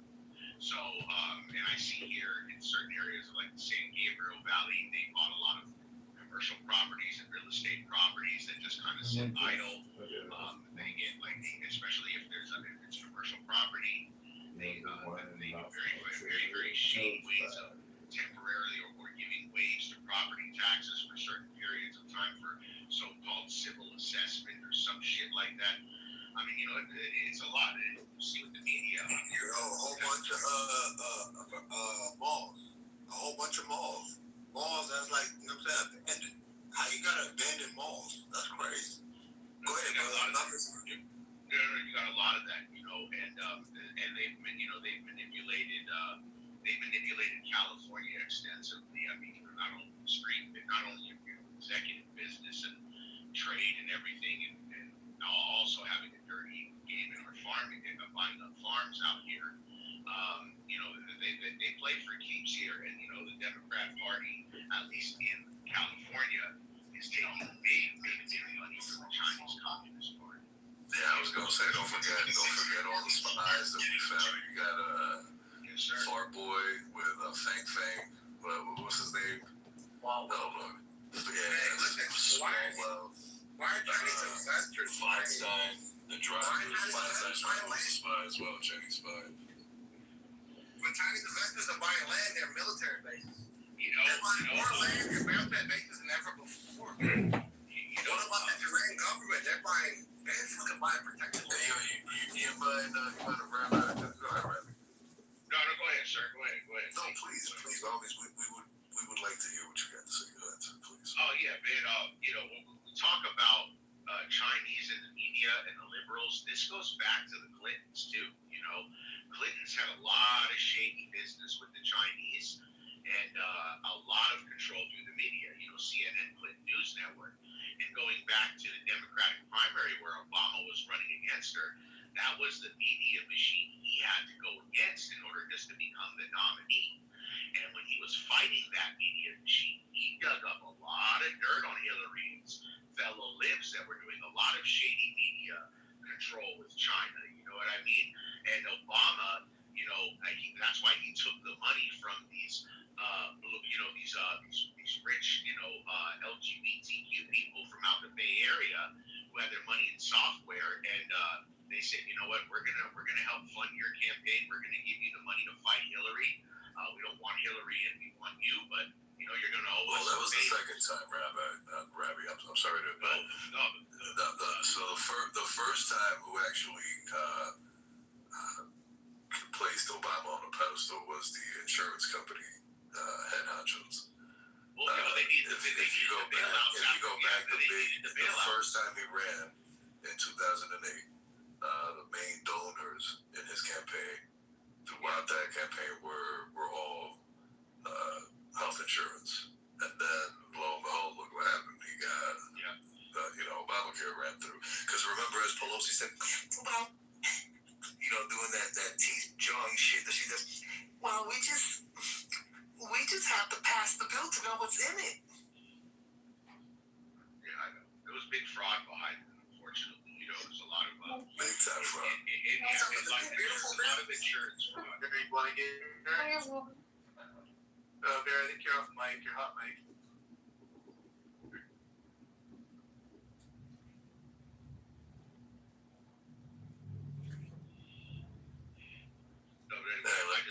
I concur with what you guys, what Trump's saying for the, what evidence he has. China's, another thing too, all this social media fucking AI and fucking twisted stories that show the U.S. just losing the war in Iran. We're losing the war tremendously. That's all China's media campaign there too. So, that's how they fight. The Chinese aren't going to fucking throw any missiles at us, but they'll play with the fucking media all day. Yeah, because they know we have dumbasses here that are willing to gobble up whatever they throw. Listen, go ahead, my bad. Because you don't know anything. I was just going to say, especially because it's Trump, COC. Obviously, China's going to be all over that.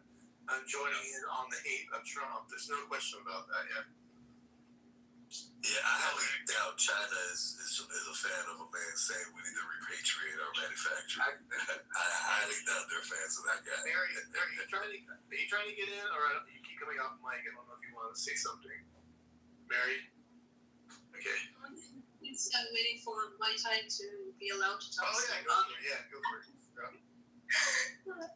I just wanted to mention that not only that, not only elections, you have allowed a lot of Chinese students in your universities, and basically your universities have been compromised because now they have access to very sensitive stuff like scientific facts, and they can take away your innovative targets, and that can be very bad for a country to lose a student.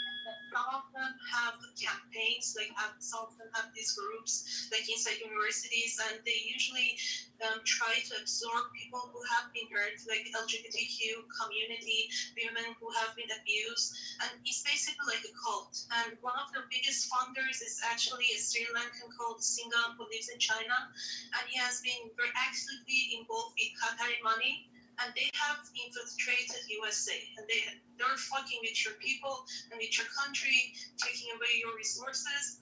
And also about what Rabbi said, about California having a lot of communists, and I think there are a lot of affinity towards communists there, because, I don't know, hippies or something, I don't know. I think it goes back to 60s or 70s, and I think a lot of those people, those generations, they are very sympathetic because they have no fucking idea about the real history and the suffering of people who actually go through communism and socialist system. And I think one of them was in the audience. I don't know, but I think Tiger is Chinese, but I have. He is. Yeah. Yeah, he is. Yeah, he has been promoting communism since he got there, but in California. So I think he might be part of one of those stereotypes we're mentioning, which is true, Rabbi. No, well, Mary, you have now on stage one of the biggest proponents of the CCP. That's Marshall. Go ahead, Marshall. Tell us how beautiful things and how grandiose things will be when the CCP finally takes over.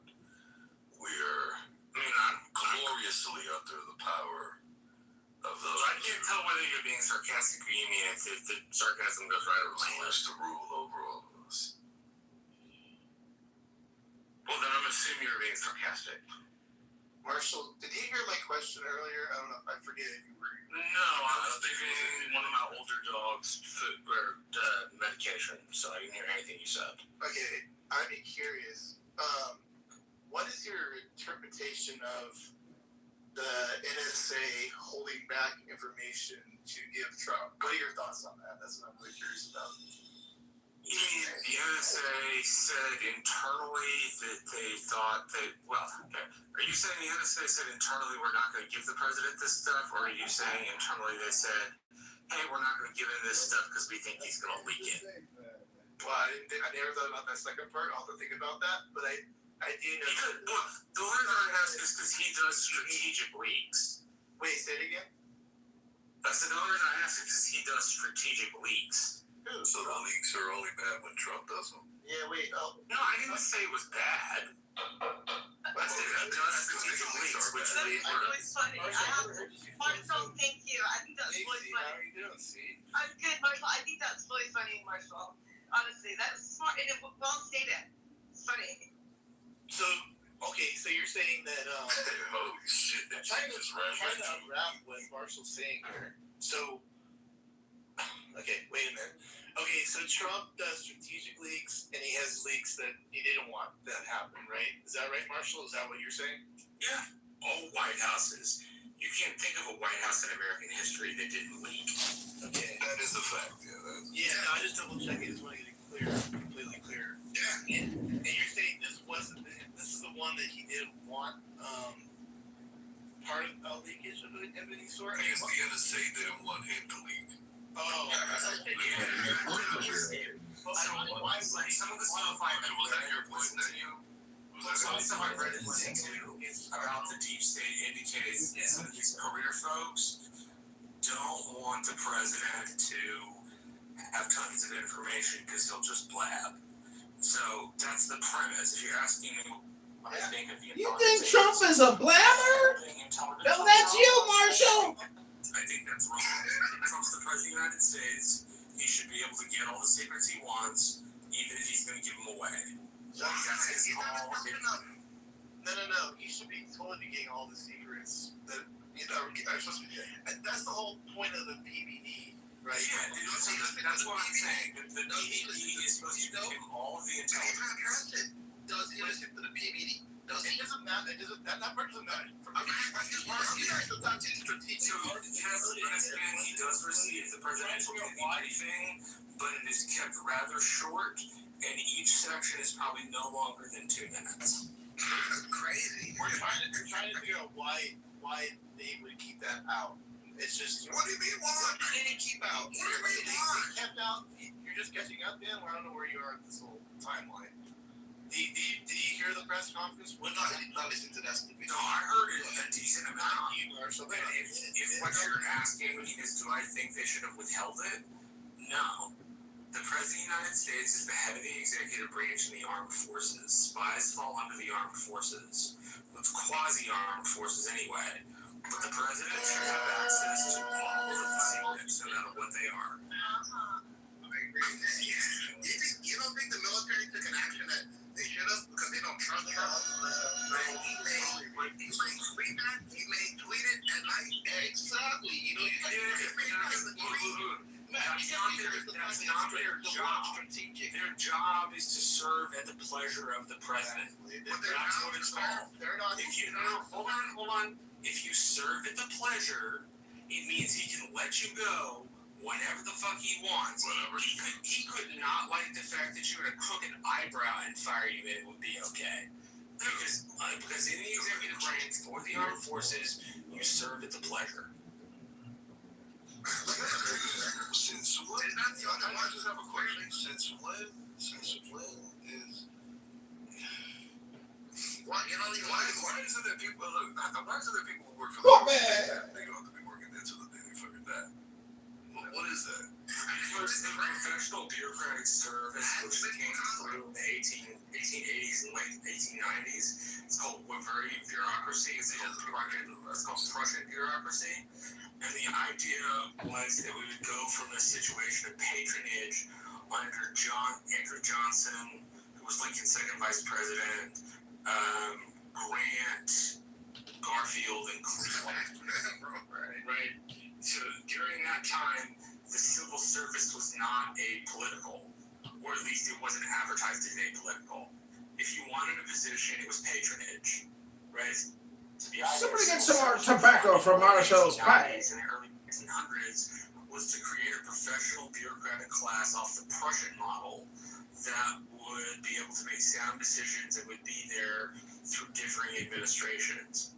The problem becomes when you decide to withhold evidence from the principal, right? Like the principal gets all of the evidence and they're allowed to make up their mind. You're off topic, Marshall. You're off topic. You're off topic. That is his discretion. Okay, so that's the thing. So someone like Ben is saying he should not receive that information. So I'm just assuming if like information was given or held back, say for 9/11, and 9/11 happened, I'm assuming a lot of heads would roll, right? I mean, come on now. You gotta give up information to the president to be able to make decisions. And by the way, this decision, what is he blabbing about that is so concerning that you should care about? If he does have I'm not saying I care about that. I'm saying because he's the principal, he gets all of the information. For the bureaucratic class in the intelligence community to withhold intelligence from the President of the United States is wrong. They serve at the pleasure of the President. The President should have access to all of the material. We get it, Marshall. Let's move on. Hold on. Because it's not about Donald Trump. It's about the office of President. Well, it's also about Donald Trump, though. Two things can be true at the same time. Yeah, what Marshall said is true. On the other hand, I also understand why folks want to hold things back from him, because he's an idiot that's going to wake up in the morning and... Oh, well, now you're concurring with Marshall, because Marshall says that Trump is an idiot all day long, and he says that Trump is a fascist. I think he's a genuine certified idiot, John. But, I mean, I guess... So let me get this straight. So, Ben, you're okay with everybody just picking and choosing what information the president gets. So, your president, the next president... Someone has to protect the United States of America. It doesn't... You don't get to choose and pick. Like, who gets... I just hope... I hope my next president is not as dumb and stupid as this guy. We had a bomb. We had a bomb. We probably should have more. I don't think it's right. I don't think it's right or proper to call the president. Hold on. I don't think it's right or proper to call the president stupid.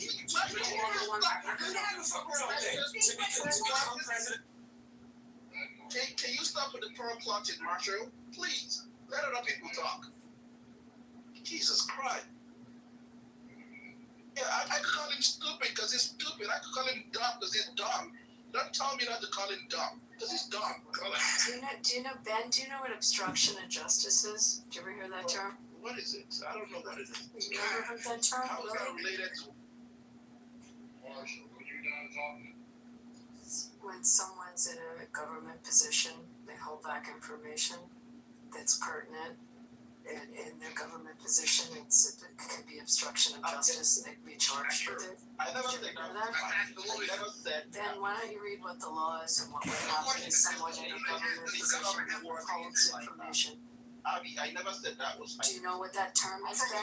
You've never heard that term in your life? I think you just want to listen to yourself. No, I don't need to listen to myself. It's pretty easy. That one, that one's a pretty easy one. Maybe you should watch All the President's Men or something. What do you think, guys? What do you think he needs to learn here? How obstruction of justice works when someone's in a government position and they withhold information. Well, never seems to be correct. Pretty easy. That one's pretty easy. I think it's smart. They have to be wary. I mean, he's sending out tweets during the middle of the night. You have to be wary, Abby. I mean, come on. Like, I mean, Hold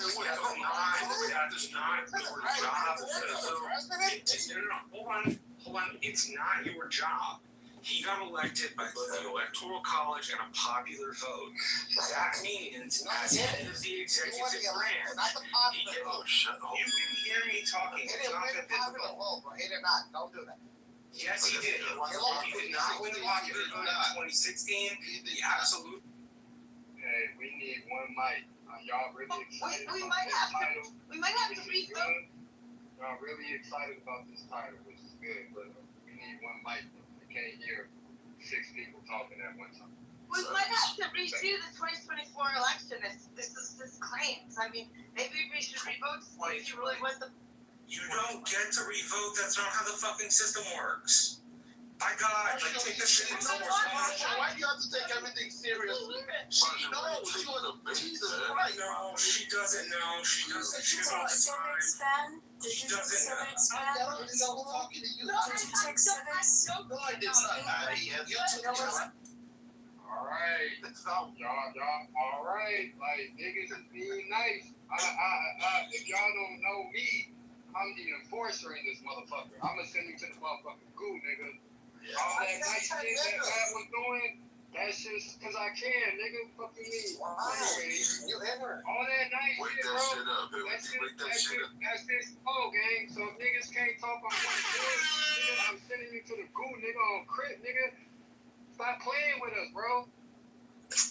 One mic, please. You said on crib? Yeah, I'm crazy.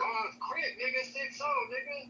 He said that shit with all the taco meat on the fucking chest. Bro, I don't fucking gangbang, bro. I'm an adult. I'm an adult. Yo, who's next?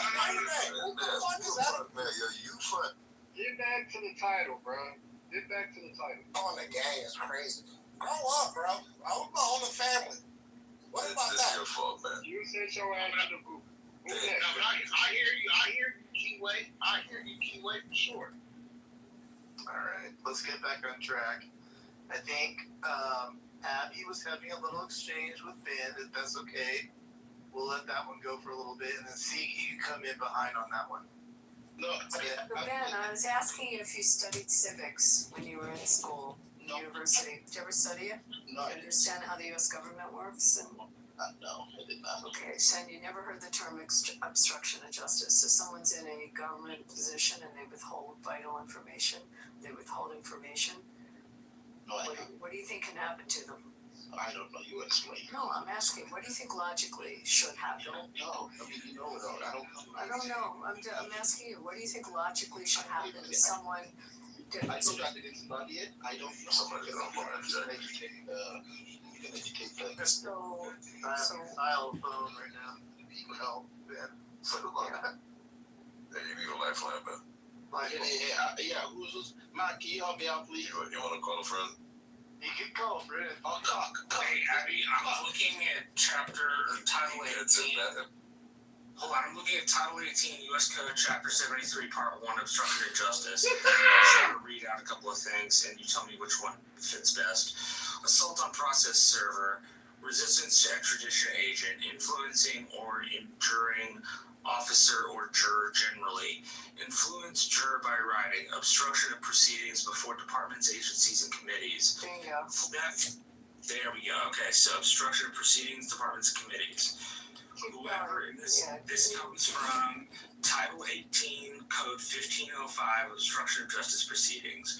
Whoever with the intent to avoid, evade, prevent, or obstruct compliance in whole or in part with any civil investigative demand duly and properly made under the Antitrust Civil Processes Act willfully withholds, misrepresents, removes from any place, conceals, covers up, destroys, mutilates, alters, or by other means falsifies any documentary material, answers to written interrogatories or oral testimony which is subject to such demand, or attempts to do so or solicit another to do so, or whoever corruptly or by threats or force or by any threatening letter of communication influences, obstructs, or impedes, or endeavors to influence, obstruct, or impede the due and proper administration of the law under which any pending proceeding is being had before the department or agency of the United States, or the due proper exercise of the power of inquiry under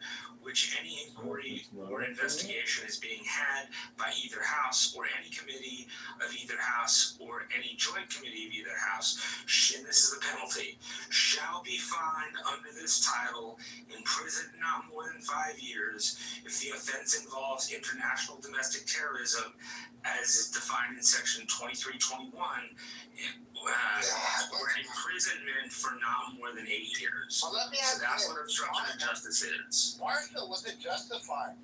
Was it justified not telling the person who has control of the nukes? He just read At 3 a.m. you why it's not justified. Because it's against the law. Okay, C's going. C, are you there? Hold on, yo. I got nothing to say. So. Yeah, you do. Yeah, Come on, no, I know I got. I'm sorry, Steve. Everybody's I here got. for you. No, there's plenty of other people to speak. No. You don't have anything to say. Yeah, come on, C, because you've been ramming way through. No, it's Taco Thursday, so I'm gonna get some tacos. I'll listen to you. Hey, trust the border can eat tacos because they hate Mexicans. God, I don't know where you're from. They eat tacos all the time. And why? Why would you? Why would the fuck? Why would you not eat tacos? Let me ask you this though. Why you want to deport the people who make them?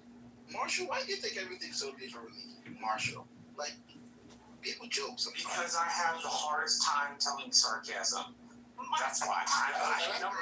Number one, I'm a pretty serious person.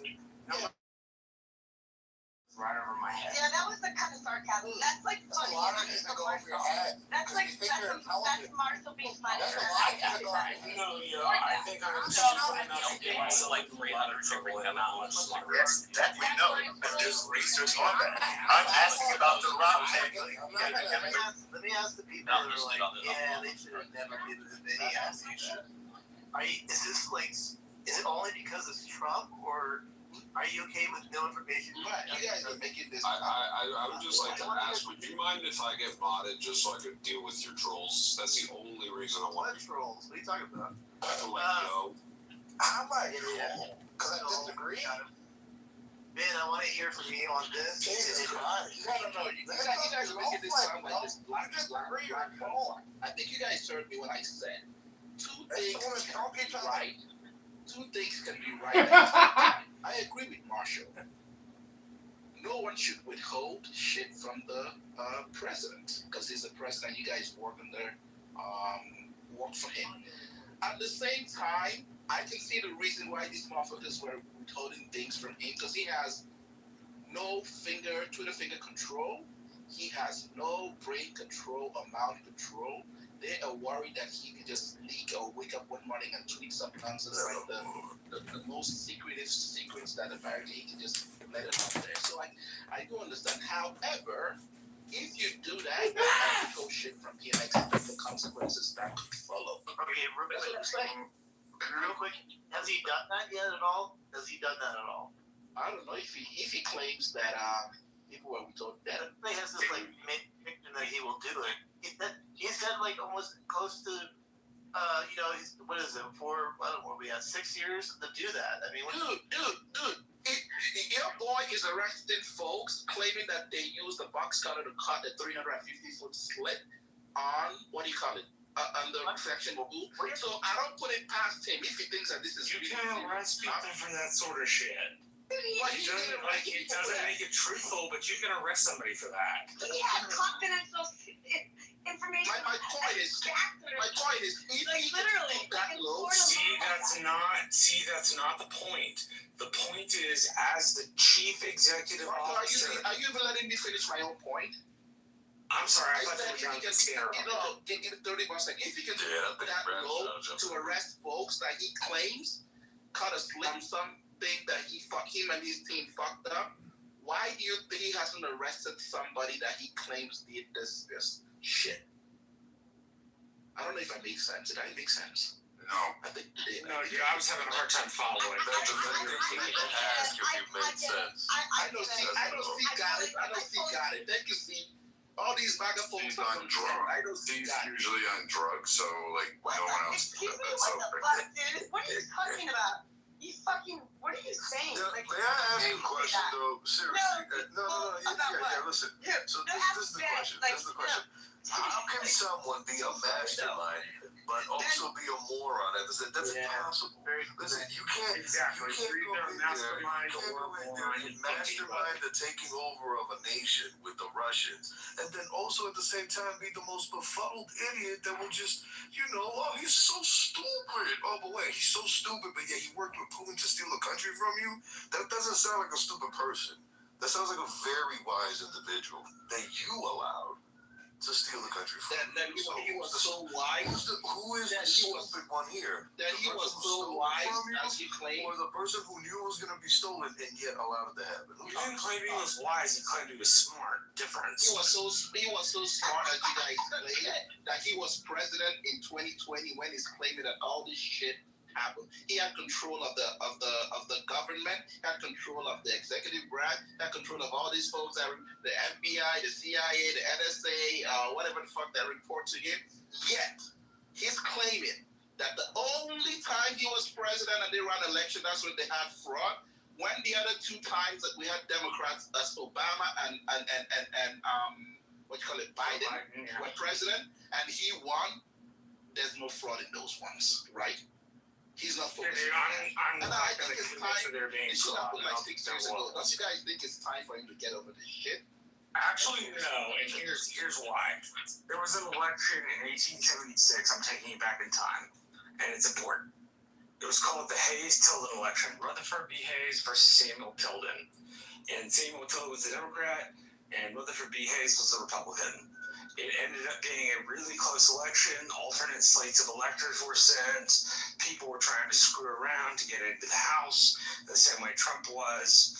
And as a consequence, the left-hand side of the aisle, the Democrats, believed that the 1876 election was rigged, and they believed it was rigged for about 35 or 40 years, from the highest of the high to the lowest of the low.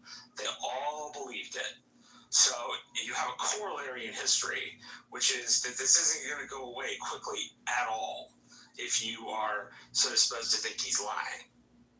Right? It's not going anywhere. At least that's what history tells us. It tells us it's going to stick around for 3 or 4 decades. I bet you he's not going to stick around once he's out of office, because he's the one that's pushing it. He's the one that. Yeah, he's the one. He's the one. I bet you once he's out of office, this is going to stop. He's the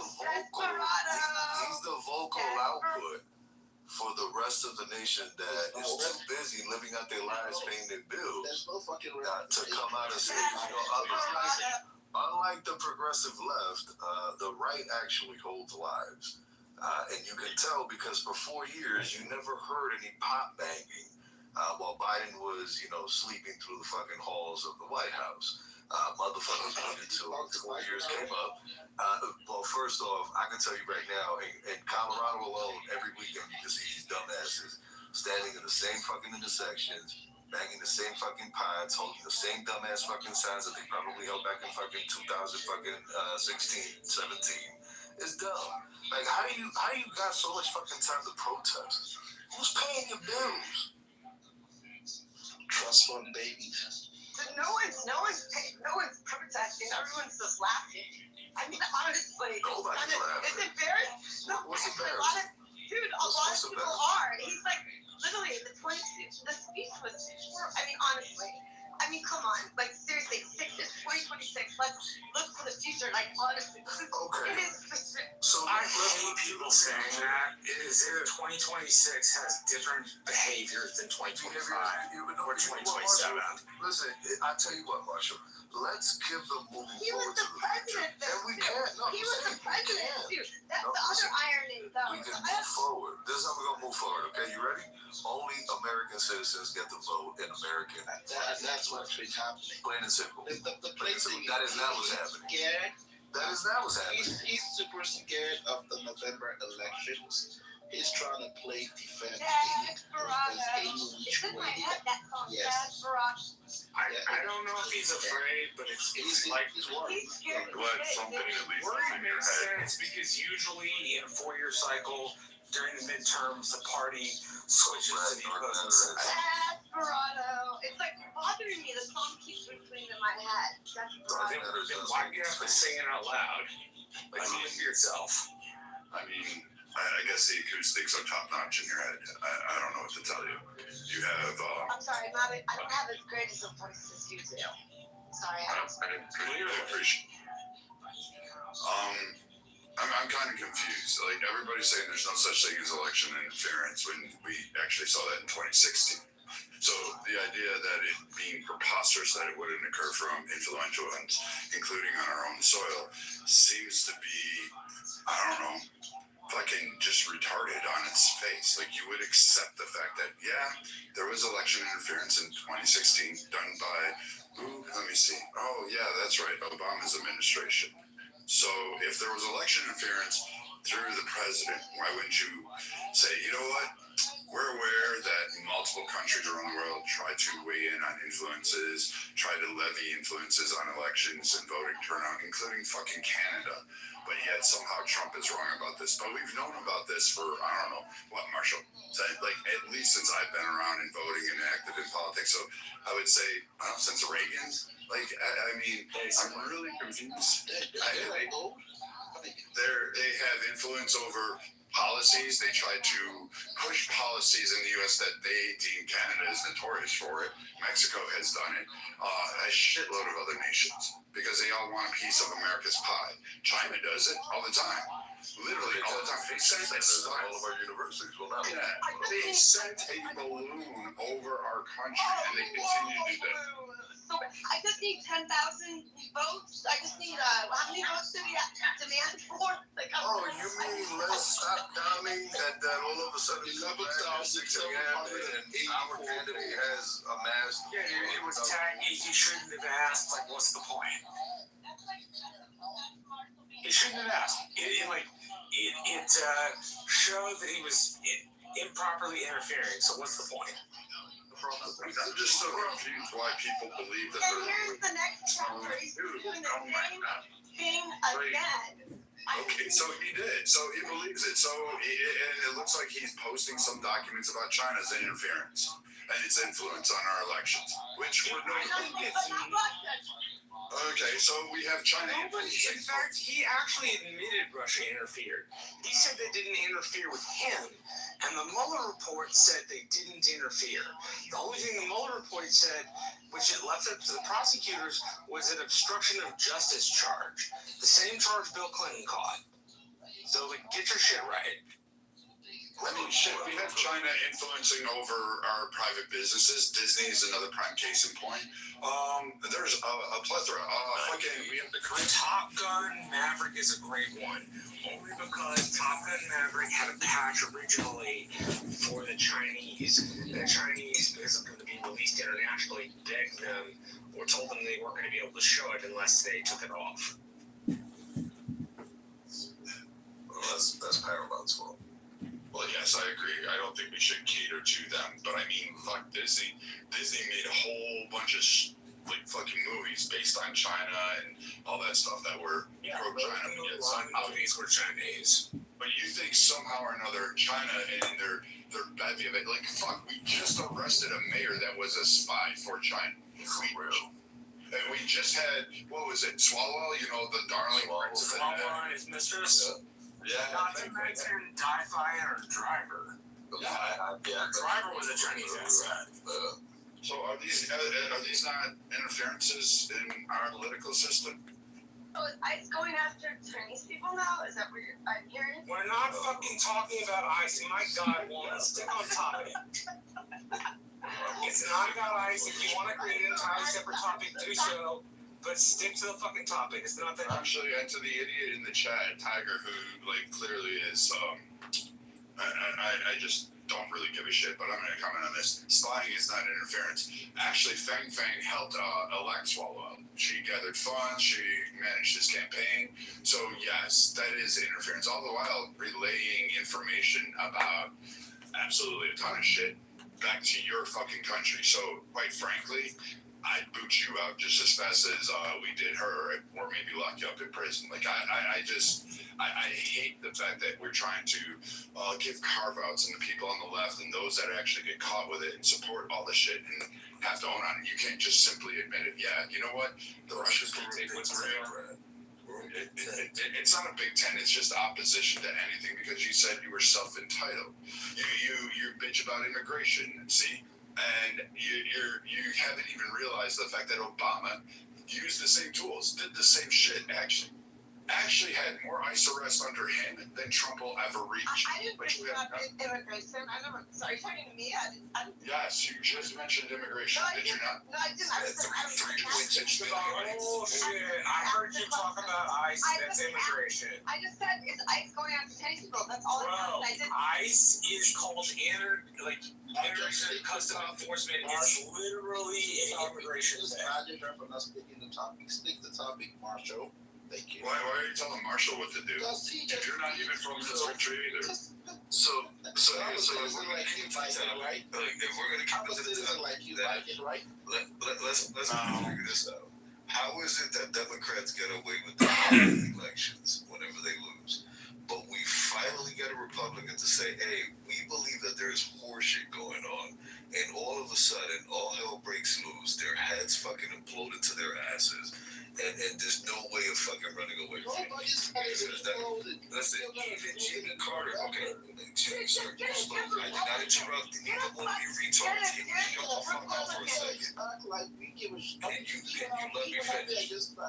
I know you can't. I could be polite and say, yo, you can't let me finish, but I'm being kind to you. So, let cock land. Go ahead. Pause. Cock can't talk anymore. Land, cock. Why do you want him to land on your forehead? You're on mute, cock. Does he do that? Does he land on yours? Probably does. Can you move this country guy down? I can slap my cock on your forehead. Is that what you want? Yeah. Okay, I figured that. Hey man, go, y'all go somewhere with that gay shit, man. Please. Oh, go ahead. What the fuck? This guy is so real. You just want to say that he has a cock, okay? That's what's up. DOC, go ahead, man. I only want to hear you say words. So, what was that about? Make your submission, game. No, just listen. My question is why is it that only Democrats get to deny elections? Why is that? Why is it okay for them to stand up and scream to fucking Kingdom Come and Peach 45? Remember that? Remember during Bush, Gore? Remember that? Not my president. Not my president. Bush Gore is the best example, and then Claire McCaskill, who's no longer in the Senate in 2005, objected to George W. Bush being the president. She did it within the rules, but it was still a prominent figure in the Democratic Party claiming George W. Bush rigged an election. Hell, they even complained when Eric Adams won New York City. And they said it was fraudulent. So, I mean, just make up your own minds. Like, pick one. Pick a lane and stick with it. But you guys are all over the place. You make no sense. And then you go, oh, you guys are just in a cult. Well, the Trumpers are not in a cult. They got their voices heard. They fought for it. They went out and voted. They met. Really? Listen, wait, hold on. So they lost. You guys lost the blue wall. So, dude, take a hit of that crack pipe and just relax. This sea lady is insane. Can you The retardation is there. This is why you don't meet with your cousins. So you had like a plethora of issues here. Not my president. You impeached 45. You did 2 impeachments. You created a fucking false thing of Russia. You did all of these things literally for the devil. Remember that? Yeah, and then you've had since this administration, you've lost the blue wall, which was literally all swing states. You didn't take Pennsylvania. You didn't take Michigan. You didn't take. You barely won any swing counties throughout the nation.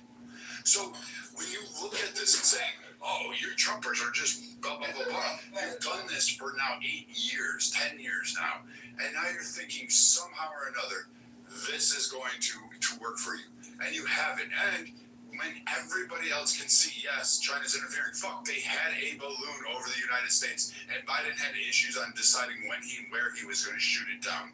So what the fuck are you talking about? That they're not spying, they're not interfering, and the idea that they had police stations in our fucking country that they were arresting fucking Chinese people interfering. What is that balloon thing? Real quick, one final thing that I was going to say about that before I got interrupted, and this is what happens when retouch jump up, which is, Brad, it is hilarious to see how, not only to your point, they can't make up their minds. It's hilarious to see them when their own people, like Jimmy Carter, who got up and did a study and found out that mail-in ballots, folks, believe it or not, are widely open to fucking fraud. So, you gotta only if you don't have a citizenship verification and no signature verification. But this is the thing. In Texas, the Carter study found out that in fact mail-in ballots were susceptible to fraud, and that in fact it needed to be revised, it needed to be reformed, and more importantly, it needed to be at least scheduled out for just military, if at best. Now this is the thing. But yeah, because it was put together during the Civil War. That's where mail-in ballot came from. This is Jimmy Carter, okay, a Democrat, a full-blown, legitimate, Democrat while he was still alive. And the guy said that. He got treated like an outcast when he said that. They still considered him a Democrat, but they treated him like an outcast when he said that. Well, Why is that? I moved Why is it that when Democrats come out, look at what and I had to go through hell to get my ballot because I I'll end it with this. Look at what Wait, hold on a second. You had to go through hell to get your ballot because you moved? It's called fucking change of address form. Like, do some work. Don't be lazy. No, I did it, but they actually, they went through, it was not as easy as say, Marshall. Honestly, that's. I didn't say it was easy. I'm saying I said you had to register yourself at a different address. No, I know. No, but they verified it and all that jazz. Like the things I had to actually. So the things, it was a process. It wasn't just like everyone's trying to say, oh, Could you imagine C trying to explain her situation at the office to the lady, the clerk, to get her shit changed and going on? Like, it's like, what the fuck are you talking about? C should not be allowed to vote. I'm just saying. What's the process, C? What was so difficult? She had to spell her name. And stop certain capitals. You're on me. Look, her name is C, but she signs with a thing. He also just put in the chat that none of Trump's promises came true since he's been in office. So I put clearly tax on tips was something he promised, and he covered that. He covered no more illegals coming across the border. I asked her to tell me how many illegals have crossed the border since his administration's been in. Can you guys think of other things that he promised? Chevron deference, immigration, economic things, investments, first step back. Like, what else do you want? We can go on all day. No new wars, inflation, tariffs was gonna bring back jobs. I think all of these, he fulfilled all of those. Do you think he hasn't brought back jobs, Ben? What's the unemployment rate, Ben? Yeah, I don't know, Ben. I don't know what he did for a living, but he definitely brought back jobs.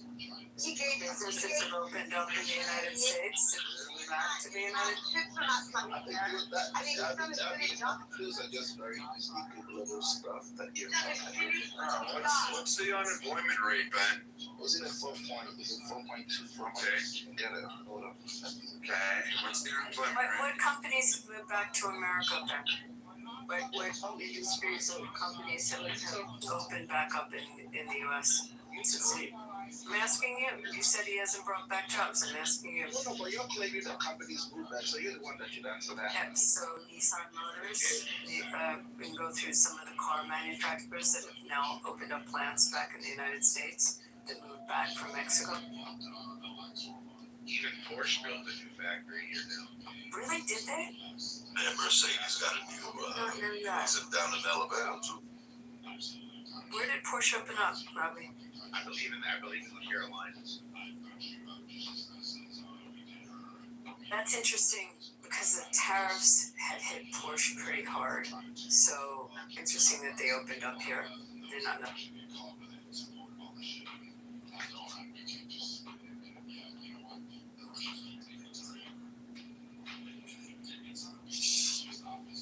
Well, as you know, Abby, I went in and I went over to the Middle East, a little place called the Middle East. Have you heard of that place? And they pledged $19 trillion. Okay, it's a little number, as you know, $19 trillion. I mean, have you ever heard of a number for that big? Okay, and it's all coming back to our country. It's going to be fantastic, folks. You're going to see it. Well, look, the golden age is already upon us. Okay, it's just that we have a lot of radical Democrats. Okay. Well, we're gonna get rid of them, folks. Mr. President, I would just like to I think we should just Moab Tehran, like the United States did Dresden in World War II before the Nazis surrendered, so we can have a stronger hold on that petrodollar in region. Sure. And then all that AI money that came from NVIDIA, from all the sheikhs, from Qatar, Bahrain, Saudi. Well, the money for the AI is fantastic. Yeah. But these people have been sons of bitches. Okay? Look, I was trying to be a nice guy. Okay, I said we're gonna bomb you. We bombed them, and then we said, look, let's take a chill pill. Okay, let's stop bombing each other. Now let's talk. What did they do? They didn't follow through. This is so pure comedy. They didn't read the book, sir. I think these stupid sons of bitches read, okay? Because the problem here is, folks, is these people, they've been killing you for so fucking long that they don't know what the fuck they're doing, folks. Okay? I know. These people are just fucking crazy. I'm sorry. These people are nuts, a little loco, okay? When they pray, Mr. President, they like to hit themselves with like chains. They like to scar themselves when they hit themselves, like when they pray. Well, a scar, masturbate, I don't care, fucking God, I don't care. Look, all I'm saying is Iran is not going to have a nuclear weapon. And as you all know, folks, last year we had those beautiful B-2 bombers, as you know, from St. Louis. They were really and they flew over. I mean, what a fantastic job these people did. I mean, we have, as you know, the strongest and most beautiful military, and what they did was just amazing. What they did is, it was phenomenal. You see these big, beautiful planes, and you say, my goodness, that is just, it's just amazing. But as you all know, the AI race, we can't let China win. We can't let China win, because if they do, folks, we're screwed. I mean, you have to think, these people are making all of our devices. What's going to happen when AI tells us that we have to say Xing Xing and Ni Hao Hao Shao Ma? It's not going to be very pretty. You're starting to sound very low, IQ. I'm so sorry, sir. Matt, could we possibly moderate somebody's neck? I was just, being on the conspiracy. I wish I would have recorded that. That shit was amazing. That was unbelievable. You could literally probably fool somebody, right? The landline that you're talking to. Oh, for sure. Well, I almost got away one night. I called Maxine Waters. I wanted to see how sexy she would sound in the middle of the night. So I called her and I wanted to hear her sexy voice. Because, honestly, I kind of liked what I used to hear her say in Beach 45. It kind of turned me on just a little bit, I will say. But Maxine Water, that predator face that she has, I wanted to hear her voice in the middle of the night. I wanted to make sure that she wasn't going to be doing the gargling sounds that the predator makes. Because, folks, she looks like the predator. I'm so sorry. Yeah. But Iran, as you know, I was trying to play nice guy. What happened? Well, let's not make this about me, okay? Because we got a lot of other people, especially Brad and folks. I know Brad has a lot of people who despise him on this app, but Brad is a very high IQ individual. I have a lot of people. And when Brad speaks, you should all listen, okay? You should all listen. Wait, I have a lot of people that hate me. Well, I suppose, Brad, it would be love from their end. I suppose they would think it's love.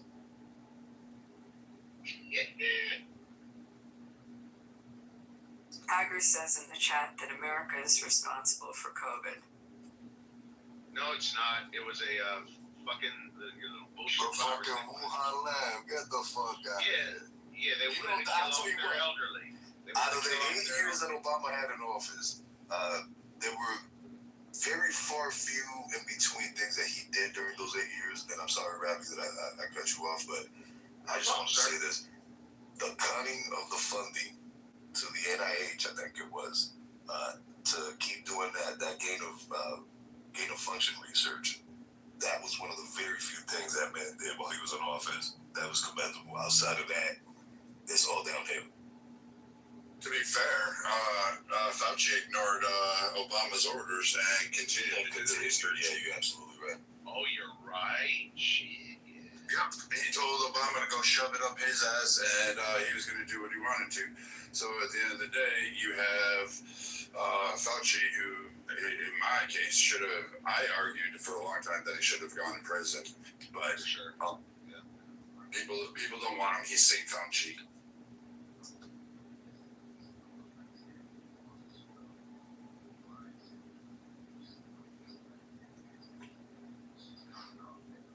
Hey, I had a question. Abby, you there? Yeah. So, I came across a Supreme Court ruling that had granted Congress full authority to do as they please in federal elections. And of course, we had the recent one that came out that stated that, I guess they turned down Trump's ability to regulate mail-in ballots in California. What happens when you have two separate Supreme Court rulings that, in a sense, contradict one another? It's an interesting question. I mean, it happens, but usually if you need, the one I'm referring to is 1980, ex parte Siebel, where there was some state officials in Baltimore that tried to block U.S. Marshals from fulfilling the role of whatever the federal government required them to do when it came to the ballot boxes. They were put there to basically monitor them. And the state officials, the judges, it was three of them that tried to, as the document says, obstruct them from fulfilling the requirements of their role. And the U.S. Marshals locked them up. And they submitted a writ with habeas corpus, and it made it all the way up to the Supreme Court.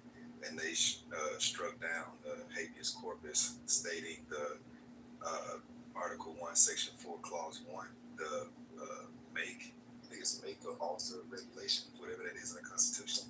They hung their head on that, and they said that the Congress has full authority to regulate all federal elections because they use the two different citizenship statuses as a way of confirming that states cannot override federal authority, specifically when it comes to federal elections. So it's kind of like the context of what happened in that particular court case in 1880. So when I was thinking about it, I was like, man, this is interesting because the Supreme Court says that Trump can't regulate it, but you have one court case that says Congress has full authority, and then they gave the Department of Justice oversight and supervision by way of the Voting Rights Act of 1965 and other acts as well. So I was wondering, how does that even play out? Where you have, like, can Trump just bypass one of them and says, hey, this one, in 1880 it gives me provision to regulate it, full authority. Here it is in black and white. So what are your thoughts? Oh God, I got questions about that. Often, they've had they've had rulings that have conflicted, but usually they'll distinguish on the facts. There's a difference on the facts, and it's not exactly conflicting statutes. And they've also conflicting rulings, and sometimes the new ruling will weaken the older ruling, but not exactly be in full conflict with it. I don't know if that makes sense. Right. But I gotta look at these two, because I don't know the 18. What's the name of the case in the 1800s? Ex parte, EXPARTE. Ex parte, yeah. SIBO. Okay. SIEBOLD. SIBO. I'll put the. Put it in the chat. Let me look at that, and then let me. Marshall, do you? I need to look at it too. Although my initial thought is that the power to regulate federal elections is in the time, place, manner clause, where it essentially says time, place, and manner derived to the states except for federal elections. And that's, at least in my interpretation, that was supposed to be reflected to Congress. But let's look at the case you were recommending, because that'll be an interesting way to tell.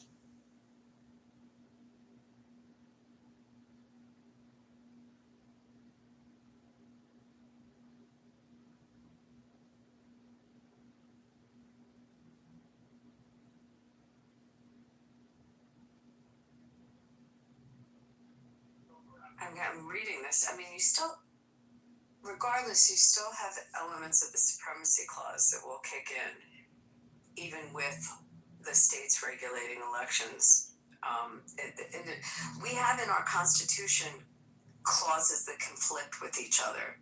Forgetting court rulings,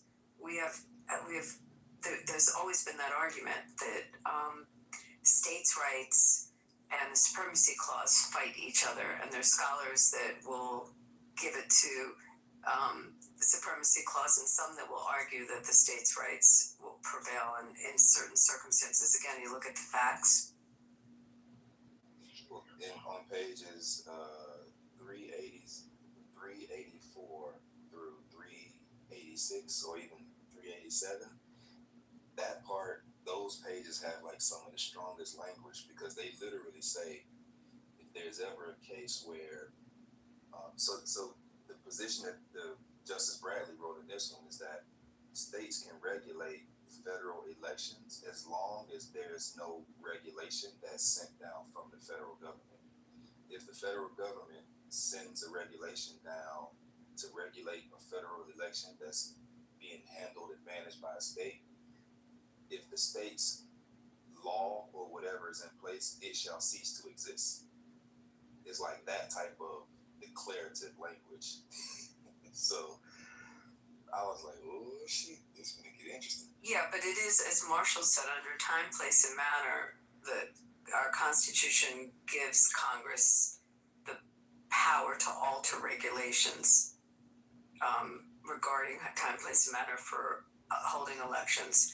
But that's for federal senators, federal elections. I don't know. This is an interesting one. My God, you're giving me like a law school question. Yeah. It really is like a law school question. Yeah, this is constitutional law 101. So I gotta say this to you. They took me on this on like 102. Go ahead, my bad. Yeah. I was gonna say, like, sort of, I appreciate your scholarship like nobody's business. Thank you for putting it together. Yes, sir. You're welcome. Thank you as well. Yeah, he's always amazing with this stuff.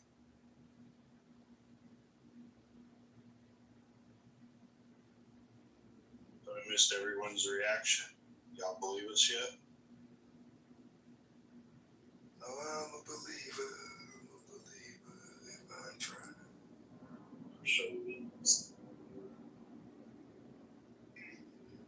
Hello, Joe. I mean, it's a lot heavier when you have a national address from the podium of the presidency, making allegations about largest adversaries have been rigging our elections, and that he alluded to traitors involved with it that were hiding the information during his first term. Well, boys, the Bugaloo's about to get going. Who's ready to ride that way?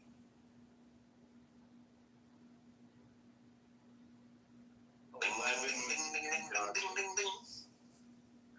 11 million documents. We're going to have a treasure trove for weeks of this stuff rolling out. Yo, 11 million documents, weeks. That's shit. That's going to take months. Is there, that's what's on the website, the White House website, Joe? Like, I'm trying to figure out, like, where the actual files are right now. Hold on, so they really doing this data dump?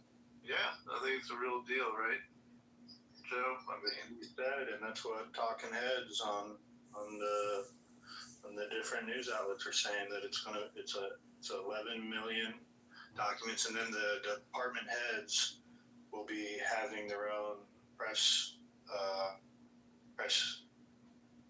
where they talk to the press here in the next couple of days. You know, guys, he keeps saying that Iran is about Iran not having a nuclear weapon, but I honestly believe that Venezuela was the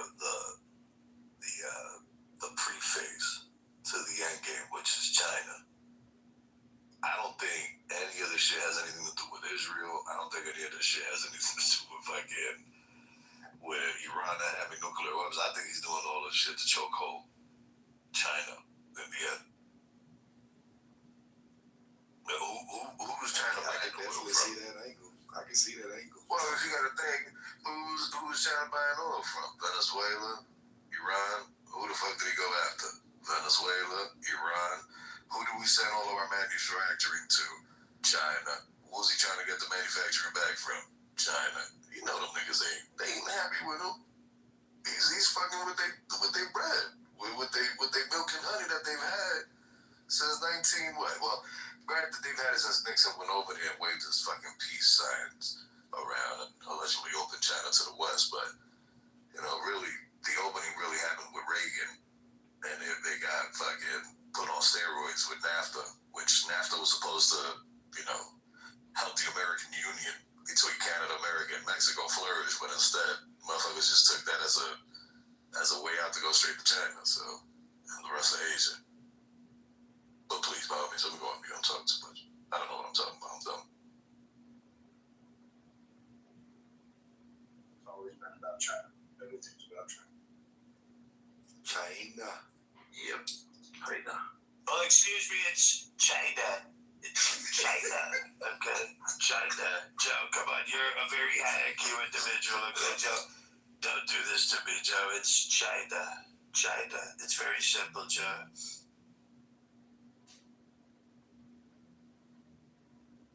Yeah, I swear that was AI if I heard. It was too good.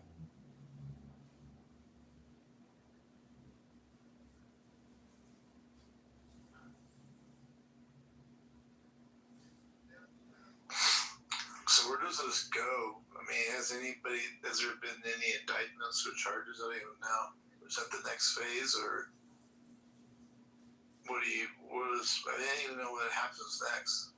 Oh man, you gotta think, if indictments are next, then the civil wars. Well, yeah, that's true too. Good point. Yeah, because you know exactly what their straw man is gonna be, what they're gonna go for. It's gonna be, this is political persecution. This is, this is what he wanted all along. When in all reality, they were the ones stoking the fucking flames of all of this political persecution shit. They love to, what was the word that I'm looking for? They love to project. Because lo and behold, wasn't the dossier alleging that Trump was in a hotel in Russia, getting prostitutes to pee on him?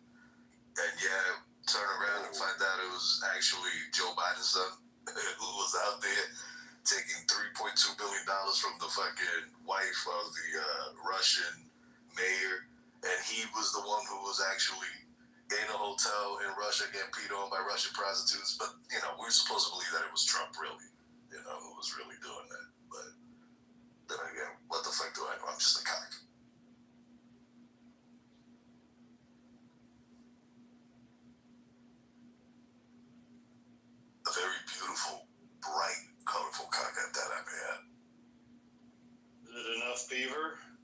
you satisfied? There's never enough people for this kite, Joe. Unfortunately, I'm sorry. It's like cowbell. It's a fever that's never ending and can only be fulfilled with more cowbell. Abby, I put the wrong one in there. This is actually the majority. My bad. It's okay. I've been reading this. I'm getting an answer. It's different set of facts on it. Beaver says that ear problems, Joe. Just give you a heads up. But he's having some ear problems.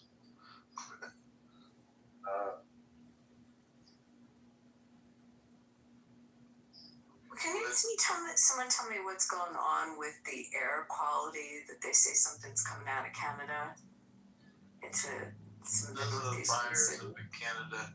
Well, we have these forest fires in Canada that unfortunately, it's a clear sign that the earth is upset with us. And, trees are just self-combusting out there in the middle of nowhere. Climate change. Where are the fires in Canada? Yeah, I'm in Cleveland. Yeah, I heard Cleveland got hit really hard with it. It's like smoky as hell out here. I'm in Philly and it was smoky here, but it's like, super humid too. But I heard Cleveland has it bad. So where is it in Canada that the fires are? Do you know? Ontario. Yeah, I think it's supposed to is coming down from the northern parts of Ontario.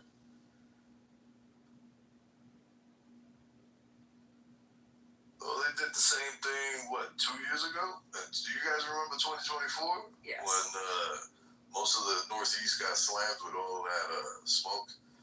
Yeah, it's crazy because I'm in Wyoming, and I had been in Wyoming for a year at that point. And all of that smoke came down this way, Wyoming, Colorado, Montana, and you could tell this shit is deliberate. There's no way in hell you're gonna tell me that just out of the blue, you're gonna have millions of acres just fucking combust out of nowhere over sunlight? They get bombarded with sunlight every day. How come they didn't combust the other day? It was just magically now, all of a sudden now. And it wasn't even that hot for them to self-combust. What the fuck we doing here? There's parts of Wyoming I've driven through where there's, it's when you drive from the middle of the state, like from Thermopolis over towards Jackson. Thermopolis is shit.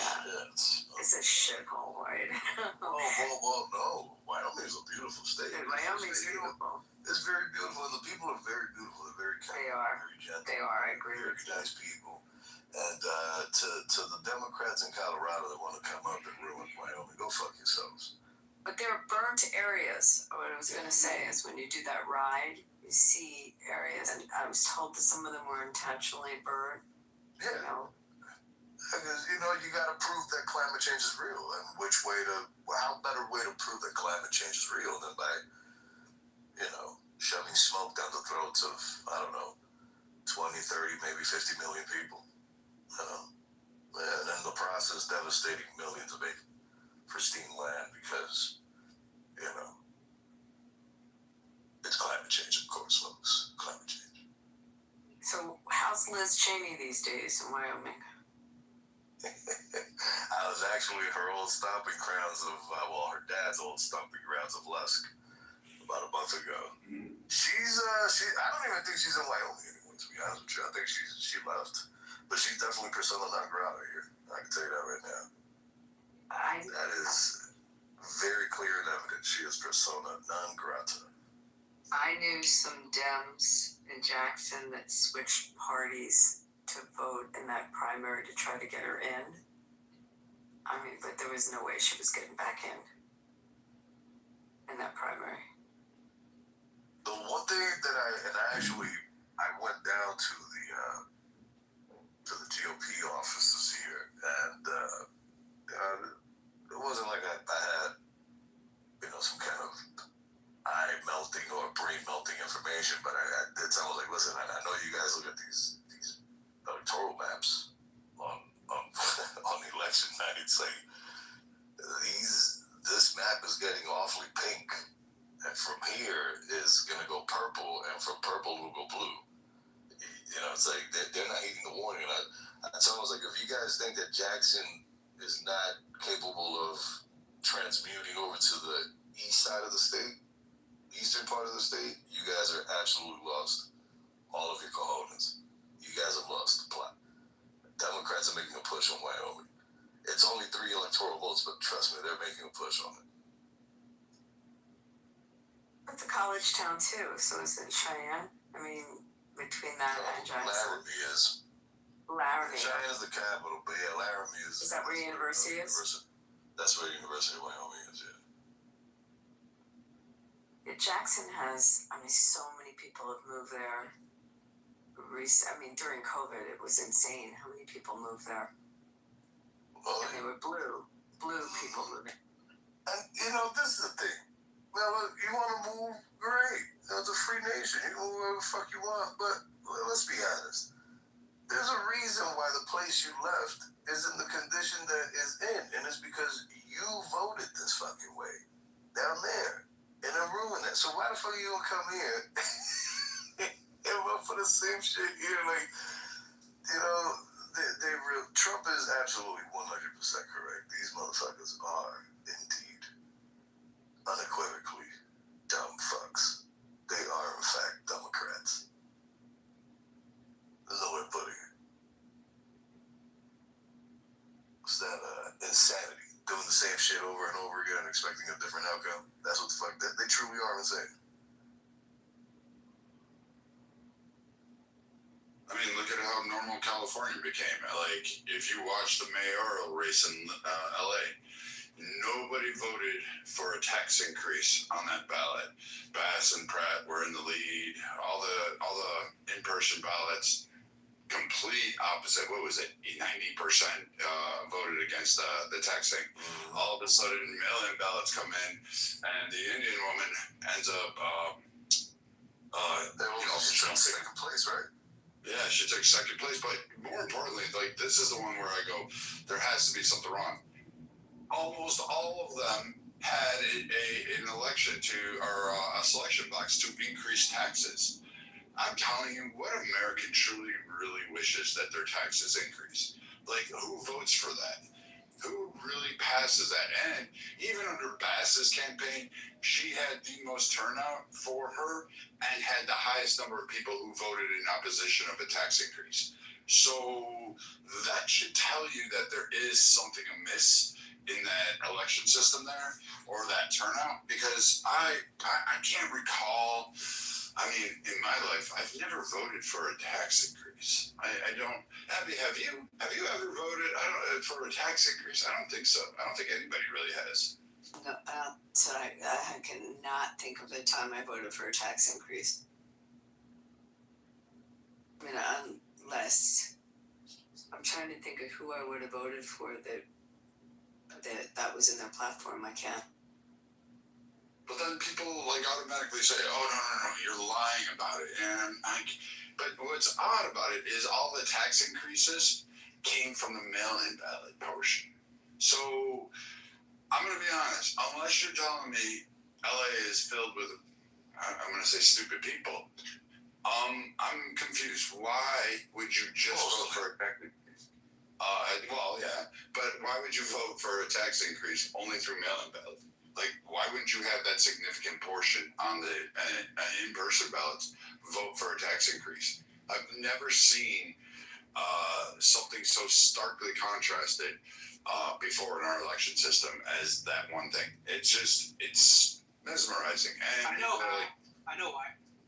Oh, you do? Oh, you may have the answer. Maybe China did. No, I heard that, they ballot harvested the homeless. We have the largest homeless population. And I tried to say it earlier, but I think I got cut off because I was in the kind of red zone. But yeah, we have the largest homeless population. How do you think they're going to get more money? And they went around and harvested votes from all these homeless people. It was reported on. You can find a report. I think it just came out either earlier today or yesterday. But yeah, that's exactly. Ballot harvesting is legal in California, so that answers probably more than half of your problems. Okay, so you mean to tell me that there was so many homeless, they outdid and outperformed all of the non-homeless people that, they voted for a tax increase. Like, I mean, I know you have a ton of homeless people, but I didn't think it was that many.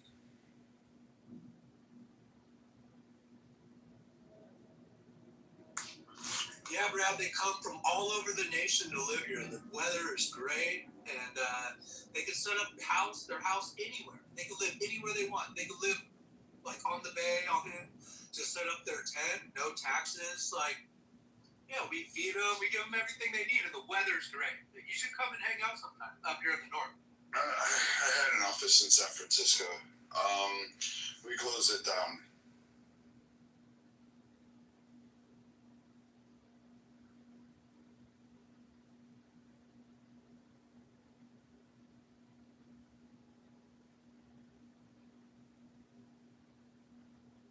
But that alone should tell you that there's something odd about our election system, and that political parties will weaponize it, utilize it, exploit it, and do it. And we have nations. We have caught nations doing it. Like, I mean, shit, Canada was known to do that for the dairy farmers over very specific policies and acts and funnel money in.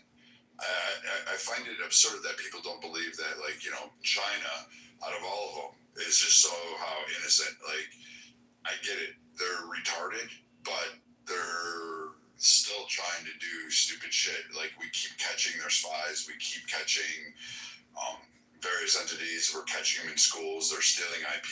I mean, these are really not an honorable nation of sorts. Well, their government certainly isn't. I mean, I'm sure the CCP doesn't stand or represent the entirety of the Chinese population, but yeah, their government is. You got to think they've been opening up confusion centers in this country since the mid to late 70s, and it's been an onslaught since. Matter of fact, I'm willing to say they've been opening up confusion centers here since the late 60s, actually. And those confusion centers are directly on college campuses, on university campuses. So and then you got to think, if you look at the correlation when the Confucius centers came in, you take 1 to 2 generations to finally get to where you want to be in terms of high output, in terms of how you're going to target the population.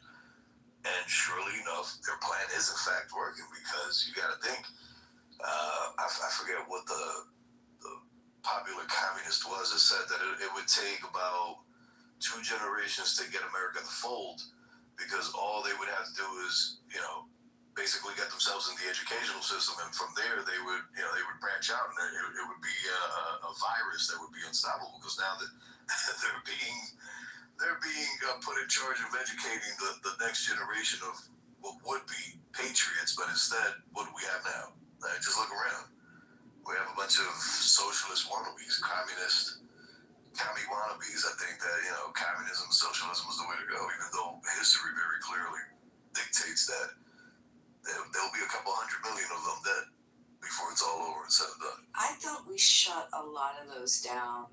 I have this memory that there was something that happened that I don't know if we cut off funding, but I thought those Confucius centers, a lot of them got shut down. Their funding was cut off, but when funding was cut off, home side, China started to pump money into them. They're still up and going. A lot of them still are, especially in California. If memory serves me correct, I believe there's one in UCLA, on UCLA campus grounds. And I could be wrong, but I believe there's one on USC campus grounds as well. Wow, really thought they had gone away. That's interesting. I didn't know that.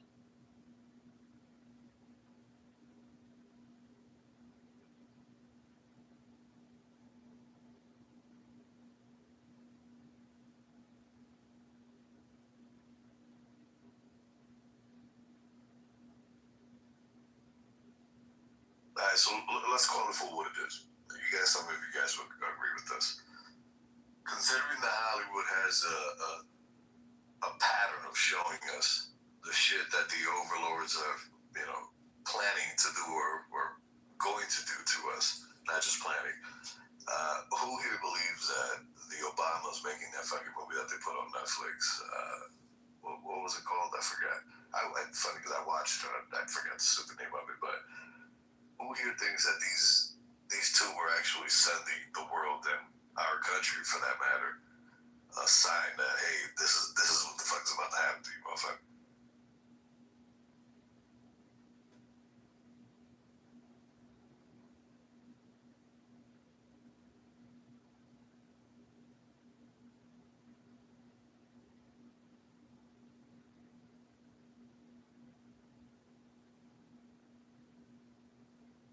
What was your question?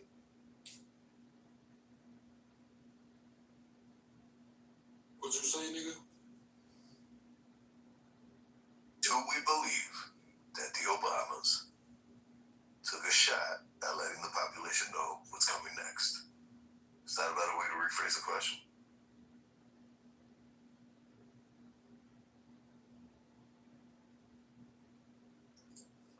Very well. Nah, just my IQ ain't the highest, gang. So I'm trying to comprehend what you're saying, man. Well, nigga, spark that job, man. Come on. Get them brain cells stimulated. Let's go, dog. What's going on here?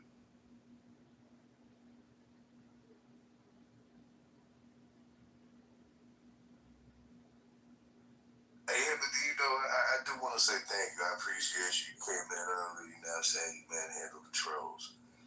You took care of business. You kept it on topic, unlike bitch-ass Matt over there who, decided to give up on his job of being like a mod. We understand he was down and out for the count. He's sick. But Matt, you know what? Everything horrible that happened on this stage tonight and subsequently every other night before is all your fault, motherfucker. This is all your fault, man. Yeah, no, y'all tweaking earlier, man. No, that seeing that, dude, that fuck, them two was tweaking. Yeah, them niggas was tweaking, bro. But it seemed like they was the life of the room, apparently.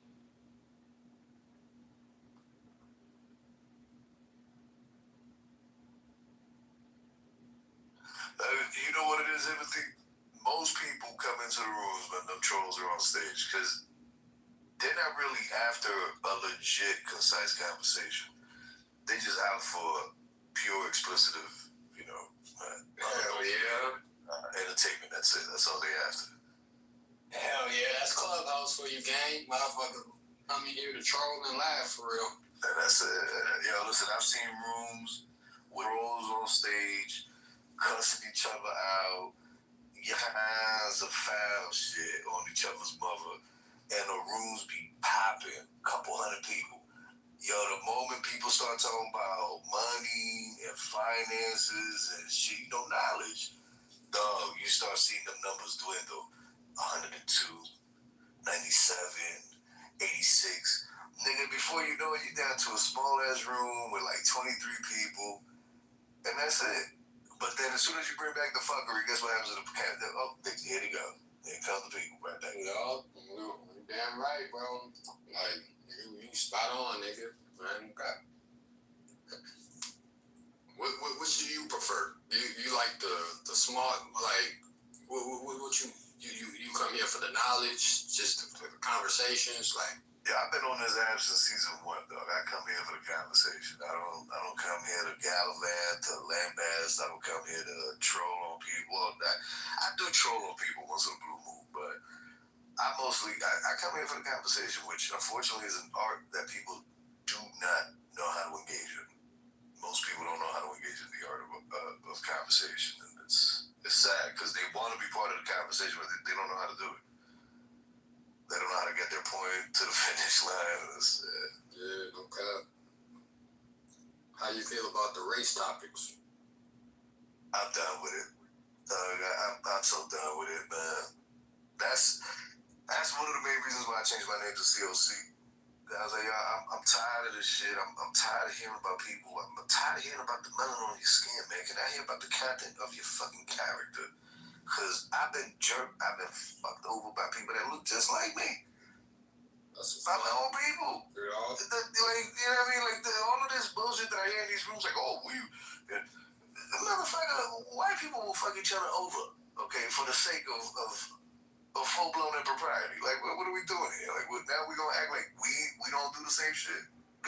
Like, it's just only white people? Like, we supposed to just stand up and then also, you know, there's the bullshit, brown paper bag, you know. Man, you're getting off code, brother. Yeah, no, but fuck the code. Fuck the fucking code. What's the code? With every nation, it's not just you or black or yellow or... It happens with everyone. Well, you know what the code is. Fuck these crackers. That's the code. Fuck crackers. You know what I mean? We gotta stop buying all these weeds from these Asians. You know what the code is. Yeah, that shit ain't gonna stop though, man. It ain't stopping no time soon. And we got them race rooms, bro. That's like you said. That's where the numbers is, man. Niggas, the motherfuckers want to talk about that shit, man. But we was saying the other day, motherfuckers only talk about black racial shit. You know what I mean? I don't never hop on Clubhouse and see white racial shit. Like, it's always black. So, I've witnessed white on white violence on this app, I will say. I mean, have you ever seen Viking? You ever seen Brad take on these No, but you mentioned... Have you ever hop on Clubhouse and seen, you know, a white racist room, though? Like, well, not a white racist room, a room where they're discussing about racist shit white people do. Oh, yeah, you never. Man, you know that, man, listen, dog. White people got way too many problems in their lives to be worried about fucking racism. They got the bills. They got that to worry about. You know, they got little Jimmy to worry about. They got to worry about little Jimmy going down to Kensington in Florida and doing a little meth, a little crack, you know. White folk are hurting. Leave white folk alone, people. Please, leave white folk the fuck alone. Let them deal with their shit, you know what I'm saying? It's their turn to just say no, okay? And we're going to stand by it. And we go in solidarity, just say no. Okay? And while they make it through this, we just going to leave them alone. So this guy says melatonin doesn't matter and we are all the same. So can white people say N-word? No. But that's language. That's not. Can they say N-word? Nobody should be saying the N-word, my man. No, can white people say N-word? Of course white people can say it. Why you believe nobody? Why you believe nobody? Anybody can say that, but nobody should be saying it. Hold on. 1 second. Yeah, why did you mention the N-word? The W word. Please, hold on. I'm from Iran. Hold on. I would like to say something, please. Please, thank you. Hey. I am not Muslim. I am Persian. Thank you. Say the N-word. What? Why don't you say the N-word? You want to say the N-word. Say the N-word. Go ahead. Yeah, it's funny. Inshallah. Say the N-word. Say it. Do y'all be saying the N-word on there? N-word white guys. Hey, Hermes, man. Do y'all be saying, they be saying the N-word. Yeah. Left and right over there. Oh, yeah. It's our worst things. So it does matter. Oh, my neighbor screams it all night long. It's a video game. It doesn't matter even for you, cock. Why are y'all so fascinated with that word, though? Because that word is what gives you a power. Isn't it? It's like great. That word is the symbol of defeat of white men. That's what that word is. Defeat of white men? Yes. Because that's something you can do and white people cannot do. It's like what Nazis were trying to achieve. What was allowed to them isn't allowed to others. So that's what that word is. It is your power. You know. So you're white too. You saying that No, you're saying you're white. It doesn't matter. So we are all equal here, and you talking about crackers, and we know what that white crackers, white trash. So can a white man say N-word? Yes. I can say any word I want. I can do anything to.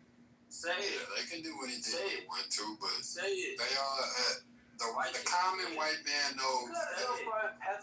The common white man knows they can say whatever the fuck they want to say, bro. That's what you are. That's what you bring the 50s. What do you bring the 50s in 2026? Look, listen, bro. Listen, brother. Listen to me, brother. Listen. Timothy's talking. Don't call me brother. Don't call me the I bitch ass nigga. Listen here. Listen here. I'm a alright, you hoe ass nigga. Listen here, you bitch ass nigga. Timothy's talking. So as I was saying, you bitch ass nigga, that white man, he can say whatever the fuck he want to say. You feel me? But they know it come with consequences. Hoe ass nigga. You lucky you ain't near me, nigga. I'll slap the shit out of you in real life, nigga. Timothy, you remember the other day when I said I'm for American and I don't have the empathy or the sympathy for all those foreign-borns who try to create problems and try to do all those stuff. So we are all equal here. I told you. It doesn't matter, but there are consequences for the world. There's consequences for everything. One second. What's the consequences that you're talking about? Consequences and the problem. What is the problem? Can you explain it? It turns into an assault and then people go to jail. I tell you that they say white people don't worry to becoming a minority. You are going to be treated equally and other bullshit. And you can see in you go. He see. He's trying to silence me. You aren't going to treat it equally. Look at the South Africa and how they're treating. Nigga, fuck you, nigga. How about that, nigga? Fuck you talking about, nigga? Sit your ass in the goo, nigga. Hoe ass, nigga. Man, how you feel about that, nigga? A black man silencing you, nigga? Hoe ass, nigga. How that feel, nigga? So go ahead, Wallace. So, Cook, I have a question for you. How do you see America in the next? The fuck up.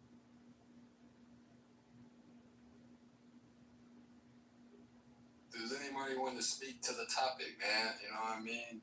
Let's speak about Trump. You feel me? We don't got to speak about this black nigga shit, man. Let's speak about the topic, man.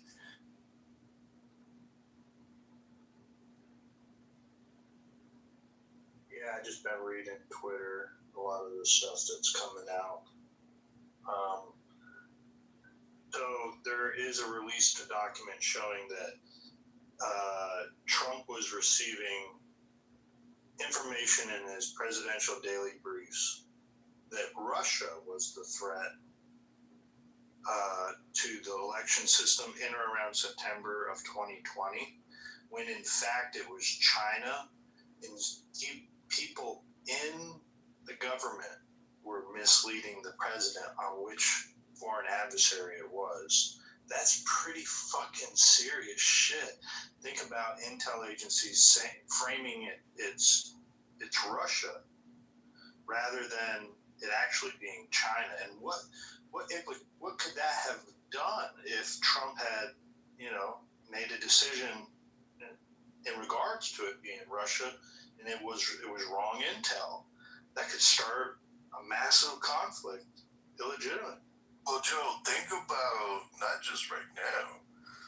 Let's go back maybe 30, 40, maybe 50 years. How much intel now, the question I suppose needs to be asked is, how much crappy intel have our presidents been fed throughout all of these years? All in the name of, these three-letter agencies playing hooky with one another. You're looking at it wrong. So a lot of people inaccurately say like which country pays the most for influence in America. And a lot of people will point to Israel, and I'll tell you that you're wrong. Massively wrong. Not even close. Israel's not even close to the top tier individual nation. It's actually China through a variety of entities. Malaysia is one of them. A variety of companies. They pay for massive amounts. They funnel funds. They pay for lobbies. They fuck our congressional reps. They get elected to offices. And if you speak out against it, China wages a racial war. And they'll stoke that. And we're aware of this, that China does massively try to influence. They're just really stupid about it, and they get caught a little bit. But this is where Rubio is now cracking down. And rightfully so. We've removed China, any Chinese connection from a lot of our degree programs in college. We remove them as students. We'll deport them. We'll detain them. And China bitches about this, but they're not really going to do anything because they are a paper tiger.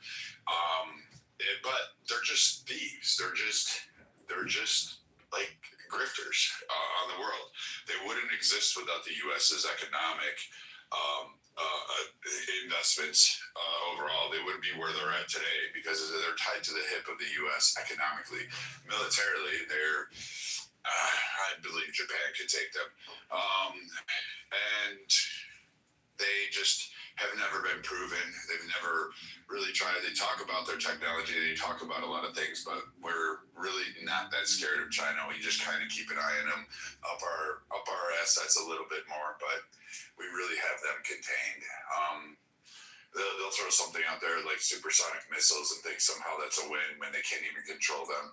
And to be honest, we gave them a brief test. All that fancy equipment in Venezuela, we made it go dark in under a few seconds. So it wasn't difficult for us to pretty much show how far down the chain China truly is. They don't want a kinetic war because they'll lose on that front, and they just don't have really any direction. They're too much ingrained into needing the U.S., which is weird because they seem to be lecherous in terms of stealing over and over again. Their government sends students, they send spies, and they really truly are like. If I were to do it in my lifetime, I would say they were worse than the Russians during the height of the Cold War. Like that's really, they're as bad as that. If not, they're probably worse. They're a lot worse. Let's be honest. So, I mean, we do need to have it tamped down on them. I don't know if it's another Cold War, but I would rather us go to other nations if we're going to do this, or do more investments back home and start pulling like China's economy just like kind of collapse. They're not going to be able to pull from underneath them. Yeah. I mean, there's really nothing they can do. There's nothing that they truly bring. Their developments are that. Remember their AI? Oh, we have cheap cars. We're going to do this. Yeah, go buy one of those cheap cars and see how well it lasts. People have already reviewed them. People have already gotten their hands on them. You're not going to like them. They're $10,000 car. They're electric cars. You're not going to like it. You're going to sit there and go, this is a piece of shit. And that happens with everything that comes from China that they try to undercut. It's just trash. It's not up there because they're stealing IP, and then they're trying to force fit it. They don't understand it. They didn't develop it, and they can't control it. And then when they try manufacturing at mass and they take shortcuts. There's a reason your cars are expensive. There's a reason certain things are, because you like driving down the road and having 4 tires stay on the fucking car, not roll off. I mean, I don't know. You can go ahead and cheer on what they're going to do, and I hear people, but then when I actually watch the product, I sit there and laugh at them because they disappear or it's just shit.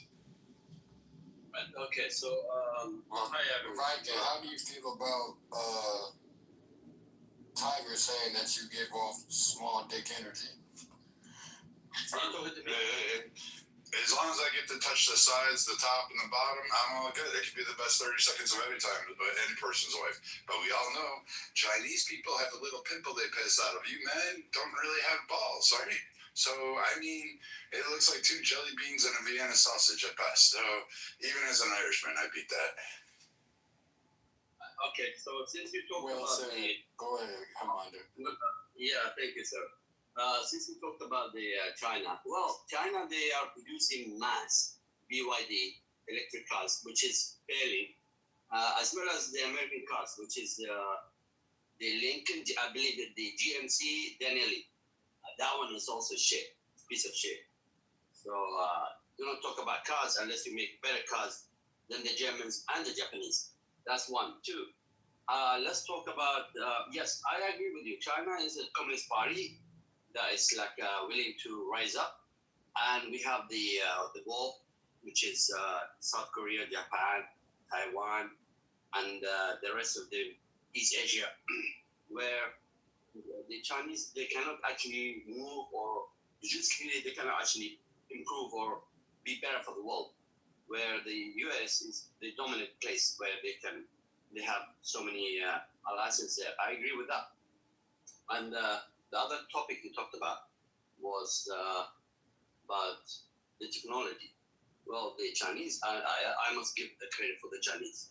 They are well advanced than the USA in many aspects. If you want to talk about the TikTok that they actually introduced before the America, whether if you talk about the Alibaba, they made better than the Amazon. Well, the Amazon they actually copy. So we cannot actually say China is a copycat. Yes, I agree with you that they're actually having students in the US and the West and in Europe, and then they're studying, they're working hard, they're doing everything. But what have the Americans done up so far in technology-wise? That's what I'm talking. And the other part, Russia and Ukraine, well, the Ukrainians are doing better. They're actually bringing military operations in technology-wise, which is far much better than the European and the Americans, including the Americans. So this is another topic we have to talk about. So this is Ireland here. So let's go through this. So the U.S. leads the entire world. It's not even close in AI, aerospace, biotech, semiconductors, defense technologies, NVIDIA, Apple, Microsoft, OpenAI, SpaceX, like literally a plethora. We could go down this. Our military produces more high-end tech than China does in massive ways that have reshaped the world. Fuck, you got the microwave oven because of the U.S., so hats off to that. You're more on the, you make shitty drones, you manufacture. That's the extent of what China has. You're manufacturing. Your development is subpar at best. No one is craving, to go out there and say, oh, I really, really want this on that front. Now, you may throw in, oh, it's a $10,000 price tag. You may undercut the price of the market, but then when people actually get the product, they have buyer's remorse en masse. So China is not even effective in terms of that. Japan produces more high-end tech than more development tech. And again, China steals it. Like, that's all they're known for. They steal IP, slap a box around it and say, here you go. And it's not even fully developed, fully completed, and fully manufactured. So at the end of the day, especially with China being this big rationale, it's just the fact that they basically tell their workers, I'm going to give you 10 cents on a sack of rice, and you must work 15 hours a day, 7 days a week. And that's it. Like, I don't really much understand this belief that China is so far advanced in comparison to everybody when they can't even get out of their own way. And once you get out of like Beijing, Hong Kong, you go into the rural side, you see that infrastructure start to fall apart. So in massive ways, there is such a dichotomy there that it's just absurd. And let's be honest, you have ineffective, like, spyware at best. Like, you're not even, your ships, your naval assets, they have problems at sea. You have problems tracking. You lose shit all the time. Shit sinks. Your planes, they go up, they come down pretty fast. So, really, overall, I haven't seen China be the big threat it is. It does roar, but it's usually an AI roar, I'll say. It's not really something that's backed with teeth. Secondly, you have India that could, honestly hates freaking China. Koreans don't fucking like you, North or South. Like, let's be real on that one. That's for thousands of years of war. And then Japan doesn't like you. Philippines doesn't like you. You've got Australia that doesn't like you, even though Vietnam fucking can't stand you guys. Right. So, the largest armies in the Asian area do not like you. And oh, by the way, you're still having land disputes with Russia. So, I mean, yeah, China not being able to expand, China doing its thing, like you conquered Tibet, you conquered a Dalai Lama. That's your most notable military achievement. Like nothing more. Like you spare me if I have this like sense of incredulous belief that you guys are somehow more advanced than I'd say Japan, Europe, the United States, Canada, Russia. I don't have that belief that you guys are as high as it is. I think it's just all paper trails. You're calling me you guys. I'm not you guys. I'm not with them. I'm just asking you a question. So in terms of military-wise in Russia, they are actually more advanced than European Union, like in scale-wise. That's what I'm talking about. But with technology, with the less what's that called? With less with less military power in Ukraine, they actually achieved it with the technology. So what I'm asking right now, the Americans, where are the Americans heading right now? Like, are they looking to improve life? Are they looking for? Well, you know, if we talk about the Americans, like, the only thing that prospered America, that lifted America up, was the immigrants. So are we pushing immigrants back? Are we saying no to Americans? Like, I want to know. I want to understand. Wait, are we pushing Americans back? I don't understand your context. What are you trying to say? I asked the question, what lifted America up was the immigrants. The only thing that raised America up is the power of manpower from the immigrants. That's what really lifted Americans up. So sure, if you count everybody in America either a descendant of an immigrant or an immigrant itself, yeah, sure. But really what lifted up America at its peak, well, it's still current peak, is, and who knows if this is the peak, I'll be dead. I don't even know if this is the end of the peak of America. You have a lot of people saying, oh, it's the downfall. Oddly enough, we seem to keep advancing. But in terms of that, yeah, you can say that everybody's an immigrant. Sure, I'll give you that if you're going to put it in the overall broad historical area. But what lifted America up was an ability to recognize decisions. It's a vast land. Its ability to have numerous resources.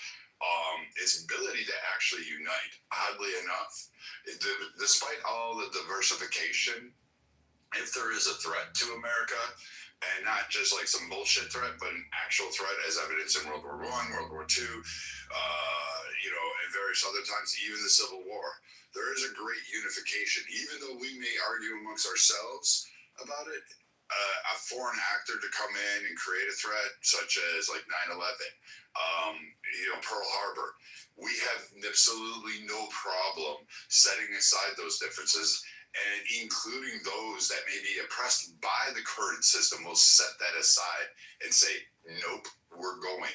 And we're 10 toes down, we're chest out and ready to go forward.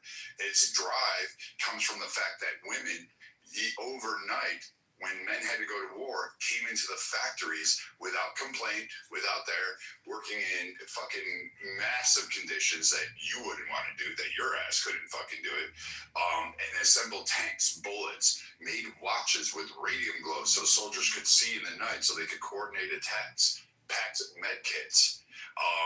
Even during the pandemic, you saw a unification of people actually coming together despite the overall disagreements of how to handle it, what was best. But Americans actually ended up helping each other out in a lot of ways. There were people delivering food. There were people trying to educate. Moms set aside their days and made mini schools in their neighborhoods. Fathers were out there helping neighbors like build and do things. So like America's rise in terms of like it needs its immigrants. No other nation does what the U.S. does in terms of that at the scale it does. It also gives more charity to everywhere else in the world. Americans are called upon to be the most charitable. They're asked to give the most, and they're asked to sacrifice their sons and daughters at any given moment in in response to what goes on in the world. So in terms of the rise of it, I would say America's culture is not one that's just based on immigrants. It's a collectiveness of people who left their areas at one point or another for whatever reason it was, and others that were brought here forcefully against their will. But at the end of it, generations later, they still come together and do this. And you can see that over and over again.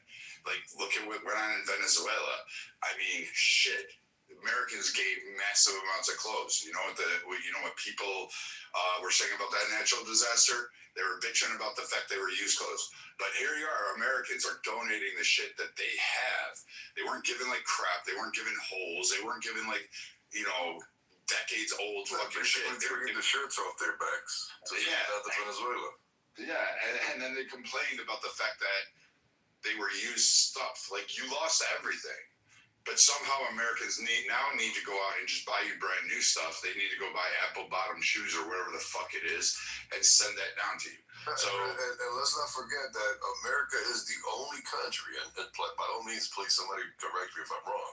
I'm open to that. Is the only country that on a yearly basis takes in 1 million immigrants. What other country around the world on a yearly basis takes in 1 million people? I'll wait for the answer. There's none, unless you're going to give a whole region. But here it goes further. Americans ask you that you comport to American society when you immigrate here. And we have a problem now because we have a certain population that does immigrate here. Like, we don't have a problem with Hispanic immigrants. Like, they come in, we love, like, I love them. I connect with them more. I just don't like the Canadians. But the Mexican and most other immigrants, I don't have a problem with it. The problem comes is that when an immigrant comes in and says, hey, we want to set up a Sharia town over in Dearborn, Michigan, or in Houston, Texas. And then when the Americans, the entire population that exists in that area says, nah, we're going to pass on that shit, you get upset as you come over here. And now you call us racist, xenophobic, or whatever. And like, Americans are just kind of getting sick of it that they have to sit there and cater to your needs and your demands. And they're like, then go back fucking home. Like, why did you leave? Like, this is a big question that Americans ask you guys that are foreign born. Why do you come to America to recreate the very shit you left? Thank you. And Brad, you know what's crazy? Look, I've traveled abroad. I'm sure you have. When we go abroad, if you ever notice, Americans, we are always very, very open and willing to assimilate to wherever we're at. Well, shit, if we go to Mexico and we don't know any Spanish, you'll catch us trying to learn Spanish. Shit. We don't want to be the last time we don't want to be the oddball out. Yeah. Shit, name the last time a white woman didn't pretend she was France while being a tourist in France. Come on.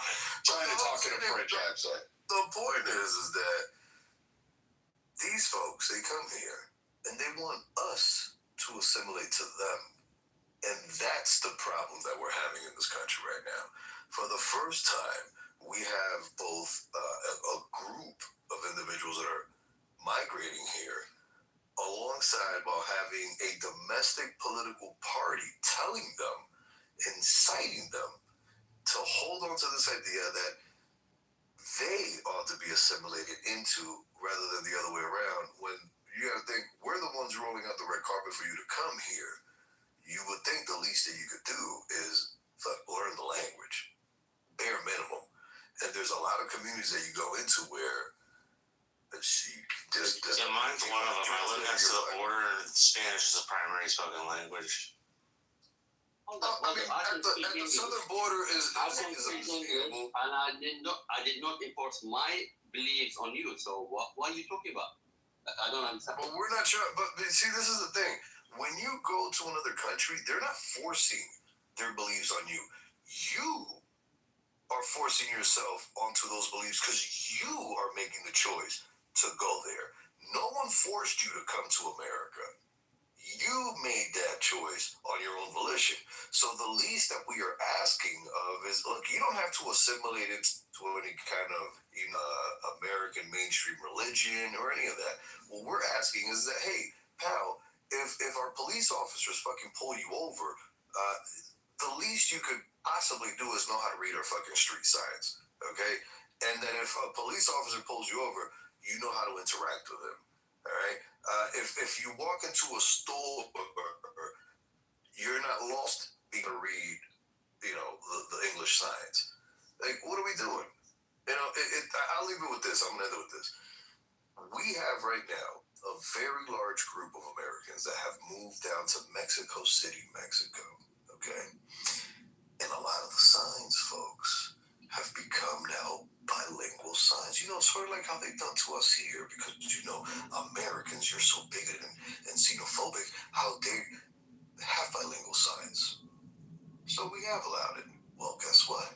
Down in Mexico, you know what they're doing to Americans? To the small American villages that are starting to pop up, and all the signs that are starting to pop up in English, they're tearing them down. And you know what the ones are telling the Americans? To get the fuck out their country. So why is it that the world can tell America to get the fuck out their country, but America can't tell the world to get the fuck out of their country? How does that work? Hold up. I'll answer that question because America, they're envying the Mexicans. They did not invest in Mexico, while the Chinese did come to Mexico and invested. Wait, hold on. That's not the point that I'm making. Wait. Hold on. That's exactly You said, wait. You said America does not invest in Mexico that China did. China's only done that as a recent. Stop here. Listen, Osama, whatever. First off, the American military, like literally the American mindset for that, literally has invested since like the fucking Alamo days. Literally has invested in it. We have heavily there. Fuck the cable lines, the water lines, literally supply electrical lines, oil. We have trade investments that are actually fucking imbalanced, if you ask me. But to cater to Mexico, to keep them at least somewhat solvent. We have done a shit ton for Mexico in terms of that. So your idea that Americans in themselves don't invest in Mexico, and if Mexico was attacked, the holy fucking hell that Americans would have marching down there saying, hold on there, buddy, put that sombrero back on, we're going to take care of this. Literally would fucking wallop anybody's asses. Like, we would gladly do it. We would gladly defend that. Brad, give me 1 minute. Listen, we choked out our own timber industry. Can I speak 1 minute, so we could be nice to our neighbors? No. You're not gonna back up Viking. He answered me my question, so I have to answer it back, right? No, I'm answering your question along with Viking. That's what I'm doing. Okay, no, you're not gonna have to back up Viking. I'm not backing the Viking. Viking doesn't need that. Okay, and then I'll come back to your question again. No problem. So in the last 20 years, in the last 30 years, have you ever invested in Mexico? While Mexico thinks you guys are like menacing them, you guys are like extorting them. Like, why did Donald Trump call the Gulf of Mexico, America, the Gulf of America? That's like overpowered. Like, because it is the Gulf of America. No, it's not. It's Gulf of Mexico. Louisiana, Mississippi. No, we call it the Gulf of America, but for a long time it had been known as the Gulf of Mexico. It was scarcely the first people to settle the area. That's why it's called the Gulf of Mexico. I'm just kind of confused. Like, you're still. Listen,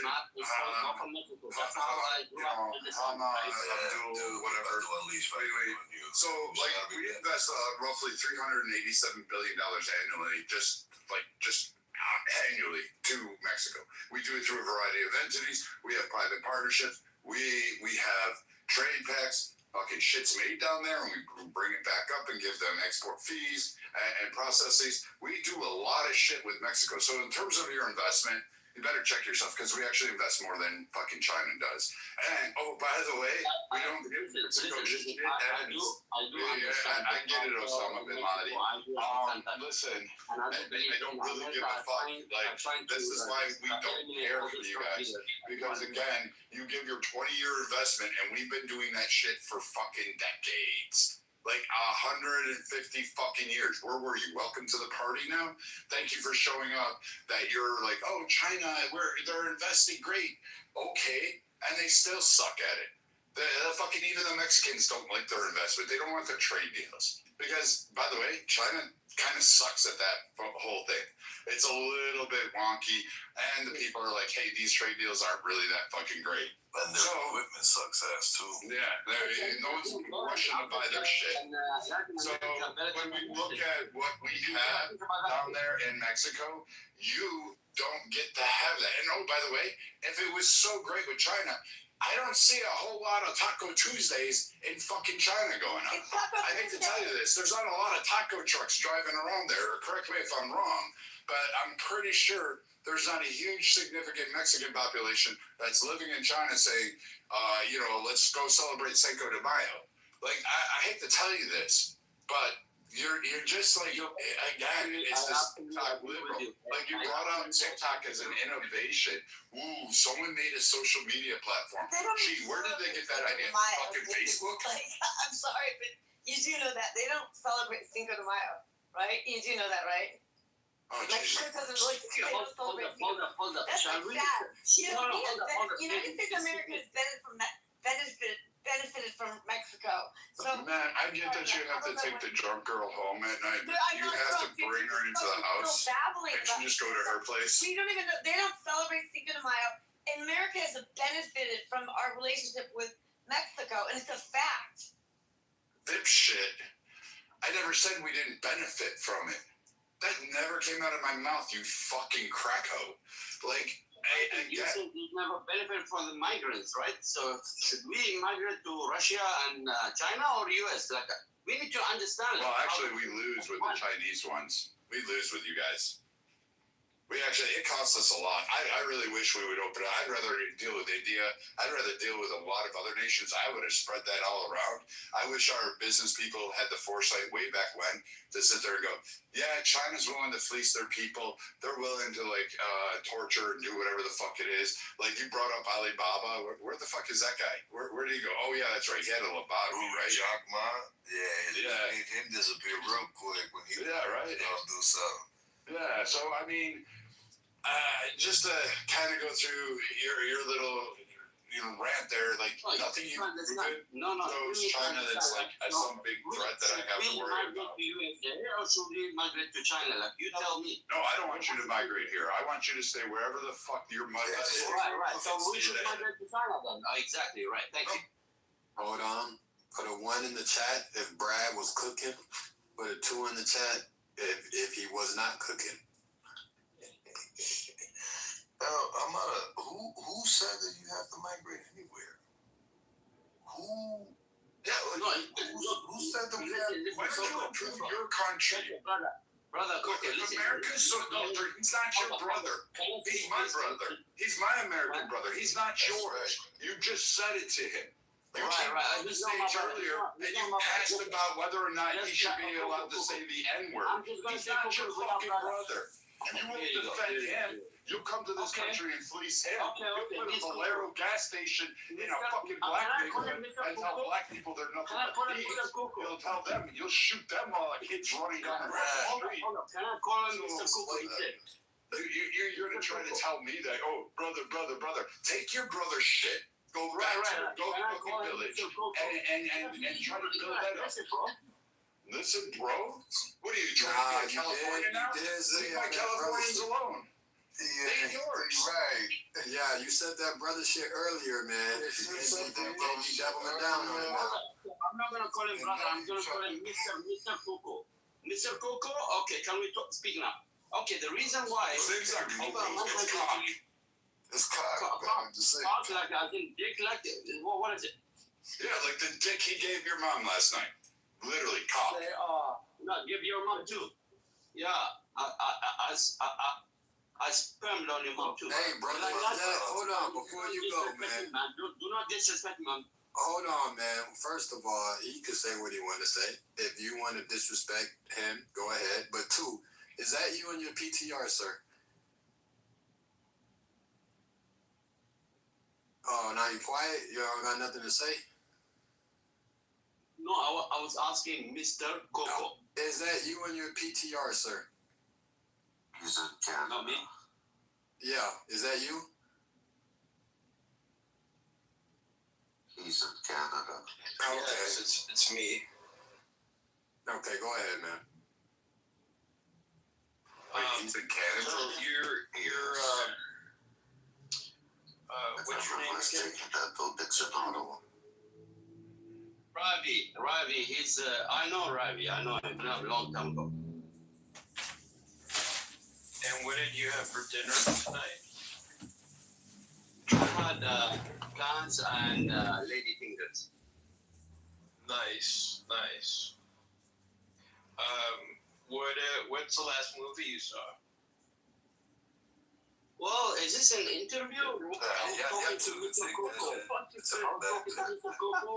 you are interviewing me here right now. Come on, this is okay. Well, go ahead and speak, man. I said you can speak, nigga. As DJ speaking to you, turn on the flashlight on your phone and face it straight to your face.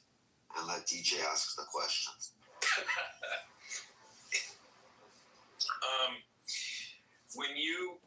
When you fart, is it more like a belch or is it more like a fart? This is. I'm talking about farts. I'm talking about Mr. Coco. It's more of an abortion. I want to talk to him. Listen, none of the bullshit I need to hear right now. Okay, but I was talking to Coco. Hey, one mic on Hamada. Let Hamada say what he wants to say. One mic on that nigga. Thank you, I appreciate that. Since you mentioned about immigrants, so the immigrants are fucking building United States of America right now. Do not fucking tell me that immigrants are not doing shit. They're fucking paying your taxes. They're not doing shit. Listen, shut the fuck up. They're paying your taxes. What are you going to do? They are picking your fruits, alright? What are you going to fucking do? They are working in your fucking manufacturing lines, so do not give me shit about it. They're working our manufacturing lines? Calm down, relax. They're working our manufacturing lines? Holy shit, guys, you know what? Americans, we can just sit back. You know what? Collect that fucking money and just sit back and you can let Osama here put together your car. Right? Exactly. They're paying for your family, man, to feed your, food in your table. They are. We Yes. are. Oh. Yeah. So like, what are Americans doing? What are Americans doing? Are they not working? It's fucking rinsing you over, man. Taking billions. All the billionaires are rinsing you, so do not fucking talk to me about shit. But what about the billions that we give to your fucking shithole nation? Don't you guys He think that? doesn't even sound like he's in his shithole nation anyways. Right? Yeah, he immigrated to Canada. It sounds like he went to some colonizer's country. Wait. Here's how bad it is. Colonizer's country. And he's trying to tell the colonizer how terrible the colonizer is. Wait. Is this a can I ran? To go and swing with the colonizer. Ain't that some shit, man? This is a can I ran? Oh. Yes. I just nutted. So this is a can I ran. So this is an Iranian man that ran to Canada. You left your fucking nation. Why? Because you, I don't know, whatever. You were getting bent over every time you farted. It was like an abortion to you. So like all of that shit happened to you over and over again. And then you went to Canada and then you're like, we're building this nation. We're building it. Bitch, it was already fucking built. We just opened the doors to you and we allowed you in. You think like white people didn't fucking build an agricultural society throughout the fucking